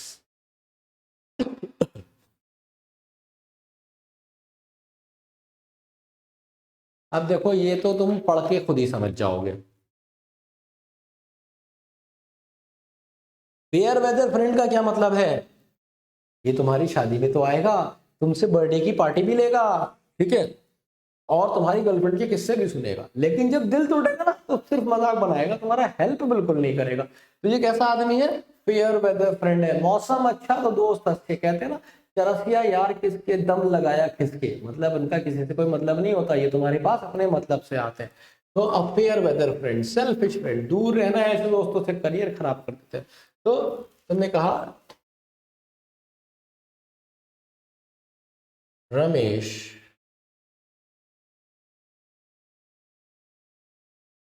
proved to be a fair weather friend।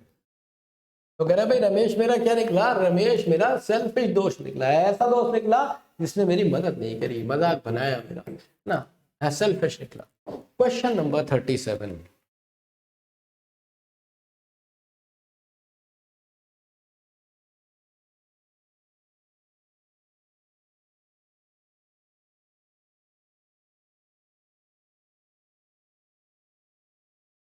A man of letters, इसका क्या मतलब हुआ?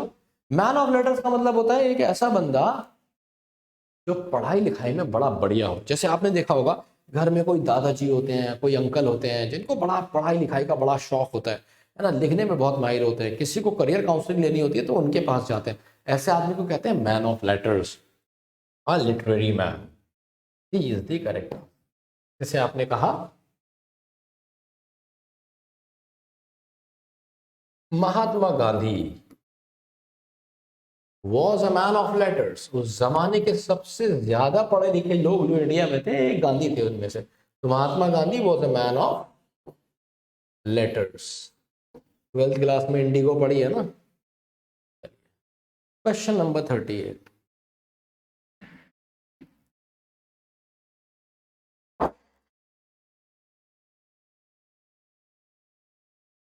टू ब्रेथ वंस लास्ट, अब ये तो पता ही है ना, किसी की आखिरी सांसें चल रही हैं। To die, die, he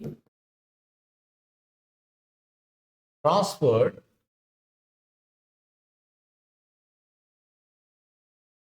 all the money, यही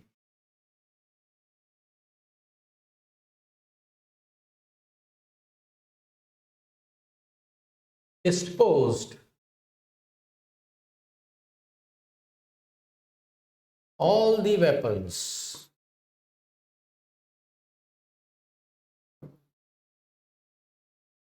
before his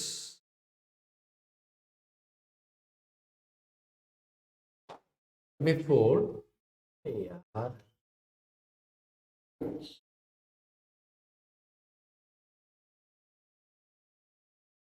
before he breathed his last।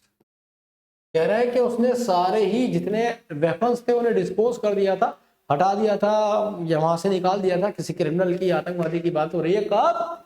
Before he breathe his last, इससे जब उसे पता चला कि पकड़े जाने वाला हूँ, है ना, और आर्मी ने मुझे सब तरफ से घेर लिया है, तो उसने क्या किया? डिस्पोज कर दिए सारे वेपन्स। तो answer is A.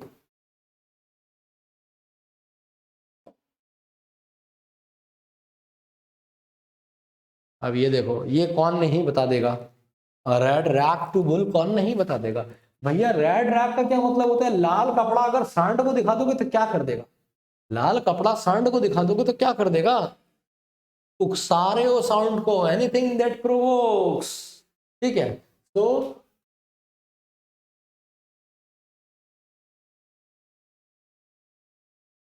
Social media post often work as a red rag to a bull। क्या मतलब हुआ? सोशल मीडिया जो पोस्ट है वो अक्सर काम करते हैं कैसे? एज अ रैड रैक, है ना। Red rag to a bull का मतलब है कि भड़काने का, कोई कांड हो जाए उस पर। सोशल मीडिया के इतने ज्यादा पोस्ट मैं देखता हूँ कि इतना आदमी उस कांड को देख के फ्रस्ट्रेट नहीं होगा जितना वो पोस्ट बार बार उसे आके फ्रस्ट्रेट करेंगे, वो नेगेटिविटी उसके अंदर से जाने नहीं देंगे। कुछ भी हो जाए अच्छी चीज को नहीं दिखाएंगे, बुरा तो दबा दबा के दिखाते हैं, अलग अलग एंगल से दिखाते हैं। चलिए क्वेश्चन नंबर 40 पे हम आ गए हैं। अ जेंटलमैन एट लार्ज, इसका क्या मतलब हुआ?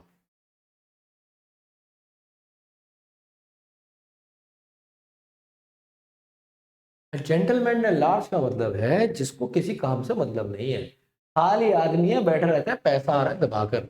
जैसे तुमने देखा होगा अंकल अंकल होते हैं ना, आराम से बैठे हंटिंग करते हैं, फिशिंग करते हैं, ठीक है, सिगार पीते हैं, काम ऐसा कुछ है नहीं क्योंकि जिंदगी में बहुत सारा काम कर दिया है और काम करके अभी अपनी जिंदगी को सिर्फ जीना चाहते हैं और कोई पर्पज भी नहीं है। तो ये क्या है? Gentleman at large has no serious occupation. जैसे आपने गांव में दादाजी वादाजी देखे होंगे बैठे हैं घाट पे, जहां तक नजर जा रही है जमीनें हैं दादाजी की, तो मतलब किसी से है नहीं, दादाजी को काम वो जिंदगी में कभी करेंगे नहीं।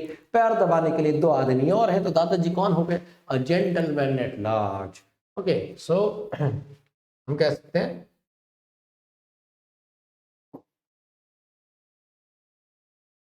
Many landlords live as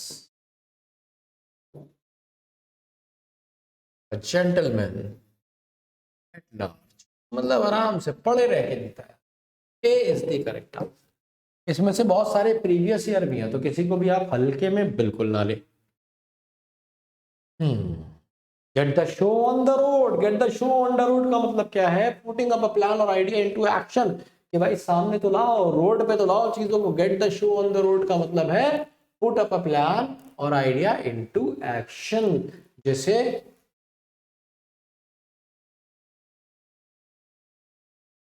Google may get the show on the road next week। तो तुम क्या कह रहे हो कि जो गूगल है वो हो सकता है कि प्लान या आइडिया जो भी उसके आगे वाले हैं वो अगले हफ्ते हमें शो करे, किसी प्रोजेक्ट के बारे में, किसी स्पेसिफिक चीज के बारे में बात हो रही है ना। जैसे मान लीजिए गूगल मैप्स एक नया फीचर लेके आ रहा है जिसके बारे में सिर्फ उन्होंने ऐड किया है, तो आप ये कह रहे हैं कि अगले वीक वो इसे क्या करेगा? वो इसको ऑन द रोड उतारेगा, शो करेगा, पब्लिकली शो करना। Question number 42।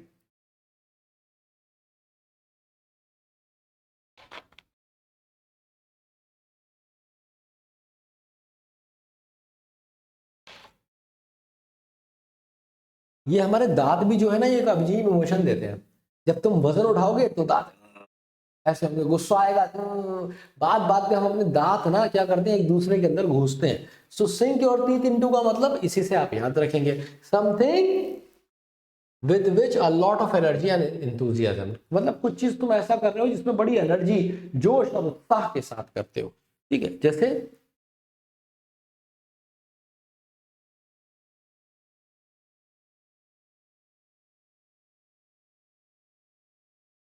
I sink my teeth into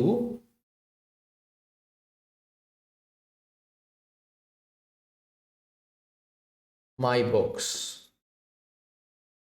कहने का मतलब है कि भाई मैं बहुत मेहनत से पढ़ाई करता हूँ, अपनी किताबों में दांत गड़ा के रखता हूँ, हाँ, बढ़िया से पढ़ाई करता हूँ। सी इज द करेक्ट आंसर। ठीक है, या विद माई बुक्स भी कह सकते हैं और ये विद माई स्टडीज भी कह सकते हैं। माई स्टडीज थोड़ा बेटर होगा, ठीक है, बुक्स थोड़ा और ज्यादा इनफॉर्मल और कैजुअल हो जाएगा। Next question, question number 43। Ignorance is bliss, ये बड़ा अच्छा मुझे इडियम लगता है ना। ये इग्नोरेंस इज ब्लिस का मतलब है कि जो जब आप नहीं जानते ना किसी चीज के बारे में तो आपको बड़ा अच्छा अच्छा फील होता है, लेकिन जितना ज्यादा आप उसके बारे में जानते रहते हैं ना उतना ही सब बेकार होता रहता है। ठीक है, तो ये आपके साथ जीवन में जब आप आगे बढ़ेंगे तो ऐसी चीजें आपके सामने आएंगी, आपको लगेगा कि मैं जान के परेशान हो गया, इससे अच्छा नहीं जानता तो बेहतर था। ठीक है, ये बात पता है एल्बर्ट आइंस्टाइन ने भी कही कि जितना ज्यादा वो जानते रहे चीजों को उतने ज्यादा वो कंफ्यूज और परप्लेक्स होते चले गए। ठीक है, पर ऐसा नहीं कि जानना ही नहीं है, बट हाँ ये भी एक पॉइंट है कि इग्नोरेंस इज ब्लिस। इसका मतलब क्या है? वन बेटर नॉट नो, इससे बेहतर होता है कि तुम्हें पता ही नहीं चले। भाई ऐसे समझ लो कि तुम उससे बहुत ज्यादा प्यार करते हो, बहुत ही ज्यादा प्यार करते हो, और उसका दिल भी बहुत बड़ा है, वो भी तुमसे बहुत प्यार करती है। और जैसा मैंने कहा कि उसका दिल बहुत बड़ा है, तो वो किसी और से भी बहुत ज्यादा प्यार करती है। आज तुम्हें ये बात पता चली, इससे पहले तुम्हें कभी लगा भी नहीं। समझ रहे हो? तुम्हें क्या लग रहा है, यार इससे अच्छा पता नहीं चलता, इग्नोरेंस इज ब्लिस, ये वाला। ठीक है, तो जैसे मैंने कहा,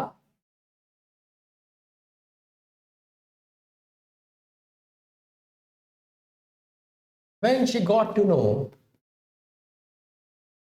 her loss, जब उसे अपने नुकसान के बारे में पता चला, he realized that she realized that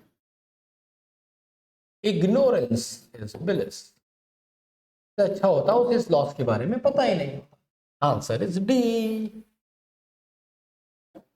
question number 44, chase your tail. अब मान लो कि कुत्ता है और कुत्ते की दुम है, मान के लो कुत्ते की दुम तो होती है, और कुत्ता अपनी दुम का पीछा कर रहा है, चेज कर रहा है, टिंग टिंग टिंग टिंग टिंग टिंग टिंग टिंग, है ना, कोई अपनी दुम का ही पीछा कर रहा है, तो उसे क्या मिलेगा, क्या कर लिया उसने, चूज कर लो ऑप्शंस में से। डू व्हाट इज एक्सपेक्टेड और प्रॉमिस, नहीं होगा। एडजस्टिंग क्विकली, एडजस्टिंग थोड़ी कर रहा है, कोई कुत्ता कोई दुम से एडजस्ट थोड़ी कर रहा है। Examining something carefully not to miss out, अच्छा भाई, तो तुम दुम की डिटेल भी नहीं देख रहे थे, तो जो बचा वही आंसर हो जाएगा। Spending a lot of time energy doing a lot of things but actually achieving too little, तो मिलेगा कुछ नहीं आपको, है ना, आपने सब तरफ हाथ पैर मारे और अपनी ही धुन के पीछे लगे रहे, हाथ कुछ नहीं आए आपके। ठीक है, तो जैसे हम कह सकते हैं,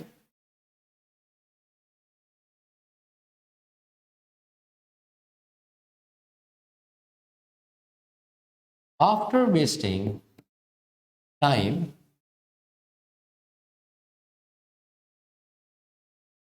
with his friends, he realized that he was chasing his tail, है ना। अपने दोस्तों के साथ टाइम बर्बाद करके 1-2 साल बाद जब हालत आ गई कि कमाना पड़ रहा है, तो लड़कियों को क्या लग रहा है, अरे यार ये तो मैं अपनी ही दुम का पीछा कर रहा था, सब बर्बाद हो गया। D is the correct answer ना। मैं हर ईडियम के साथ आपको एक सेंटेंस भी दे रहा हूं ताकि आपको कोई दुविधा, शक, तकलीफ, दर्द ना रहे। अगला सेंटेंस है under the weather. Under the weather का मतलब क्या होता है, आप कहते हैं ना I am not well, I am feeling unwell, तो आप कह सकते हैं अंडर दी वेदर। जैसे आई couldn't go out as I was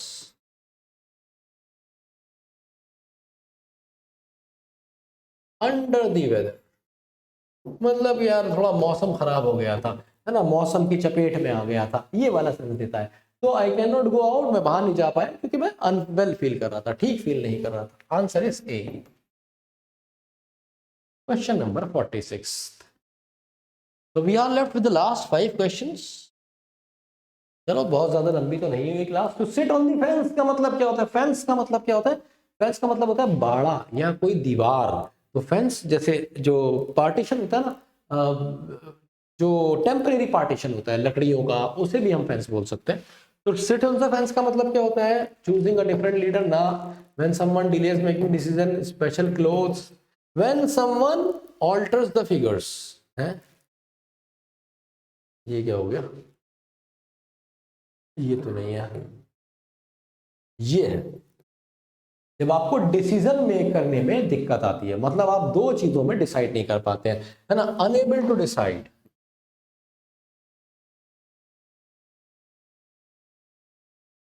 ऐसे समझ लीजिए मैं दीवार के ऊपर बैठा हूं, इधर खाई है, इधर कुआं है, मैं सोच रहा हूं मैं क्या करूं, so I am unable to decide, तो मैं क्या कर रहा हूं, unable to decide.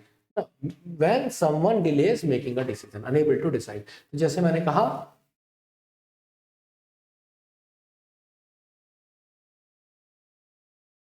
he has not invested in crypto, it seems he is still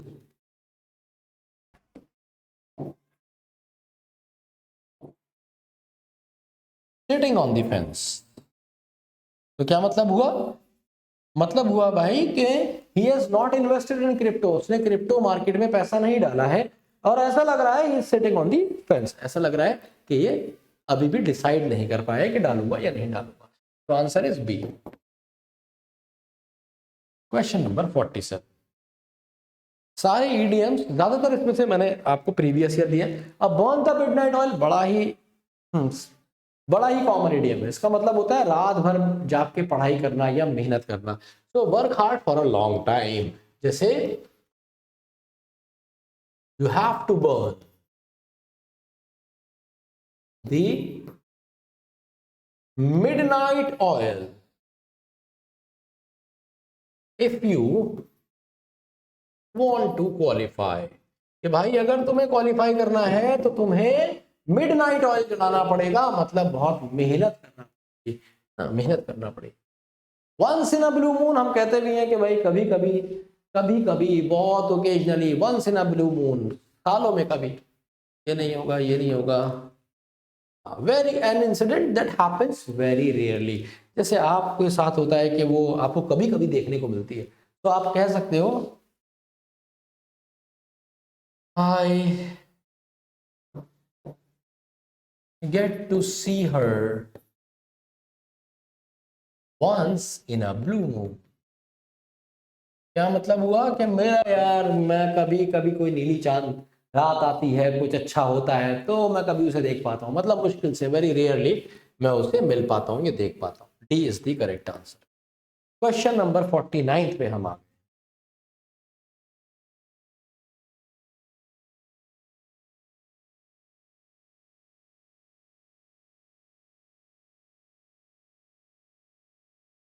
B in a fine kettle of fish. अब देखो कैटल तो फाइन है, कैटल तो जानते हो ना, केतली तो अच्छी है, लेकिन किसकी केतली है? मछली की केतली। मछली की केतली होती है क्या? इसका मतलब अजीब चीज है। मछली की केतली कभी सुनी है? नहीं सुनी ना, मैंने भी पहली बार सुनी थी और इसीलिए मुझे एकदम से इडियम याद हो गया। Being in an awkward situation, मैं बता रहा हूँ ना कैसे लिंक करना है। अजीब चीज है, मछली के केतली में मछली कोई नहीं डालता, तो being in an awkward situation, बड़ी ही ऑकवर्ड सिचुएशन में हो। जैसे मान लो कि क्या हुआ है कि तुम इस लड़की को बहन मानते हो, है ना, और तुमने इसकी हमेशा रिस्पेक्ट करी है और ये तुमसे करी है मैं तुझसे बहुत प्यार करती हूँ, तो क्या हो गया ये? तुमने कहा है to be in a fine kettle of fish. ठीक है, जैसे these days relationships are in a fine kettle of fish। ठीक है, तो आजकल जो रिलेशनशिप्स है ना बड़ी अजीब हैं, कोई भी कुछ भी कर रहा है, बस कर जरूर रहा है। Question number 50 and this is going to be the last question of the day. तो कहता है काउंटिंग योर चिकन्स, कहते हैं ना count your chickens before they hatch, मतलब पहले किसी चीज के लिए प्लान करो और फिर उसके ऊपर काम करो। तो काउंटिंग योर चिकन का क्या मतलब होगा? Saving money for future. अच्छा, does it have word to say? नहीं। Assuming success when it is not absolutely certain, यही आंसर होगा।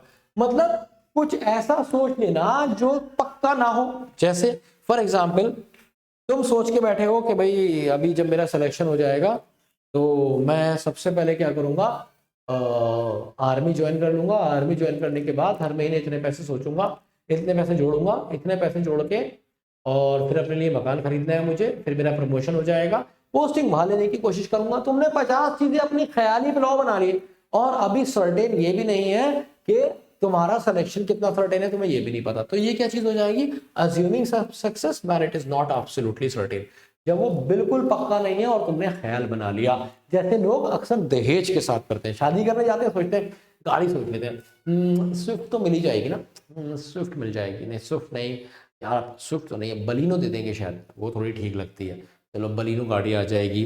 अच्छा सोफा भी आ जाएगा, हाँ फ्रिज भी आ जाएगा। ठीक है, पता चला बलिनो तो उन्होंने दी नहीं, उन्होंने दे दी पैशन प्लस, है ना, तो क्या हो जाएगा? ये तो तुम्हारा सब गड़बड़ हो जाएगा। इसलिए पहली पुलाव पकाने को आप बोलते हैं काउंटिंग और चिपिंग। पहले से ही तुमने सक्सेस होगी लेकिन इतनी नहीं होगी, ऐसा नहीं है कि उन्होंने तुम्हें साइकिल दे दी, तो ऐसा भी नहीं है। तो द आइडिया इज कि आप कुछ जो सोच रहे हैं वो उतना ज्यादा नहीं होगा, लेकिन या शायद नहीं हो, पर आपने सोच लिया। जैसे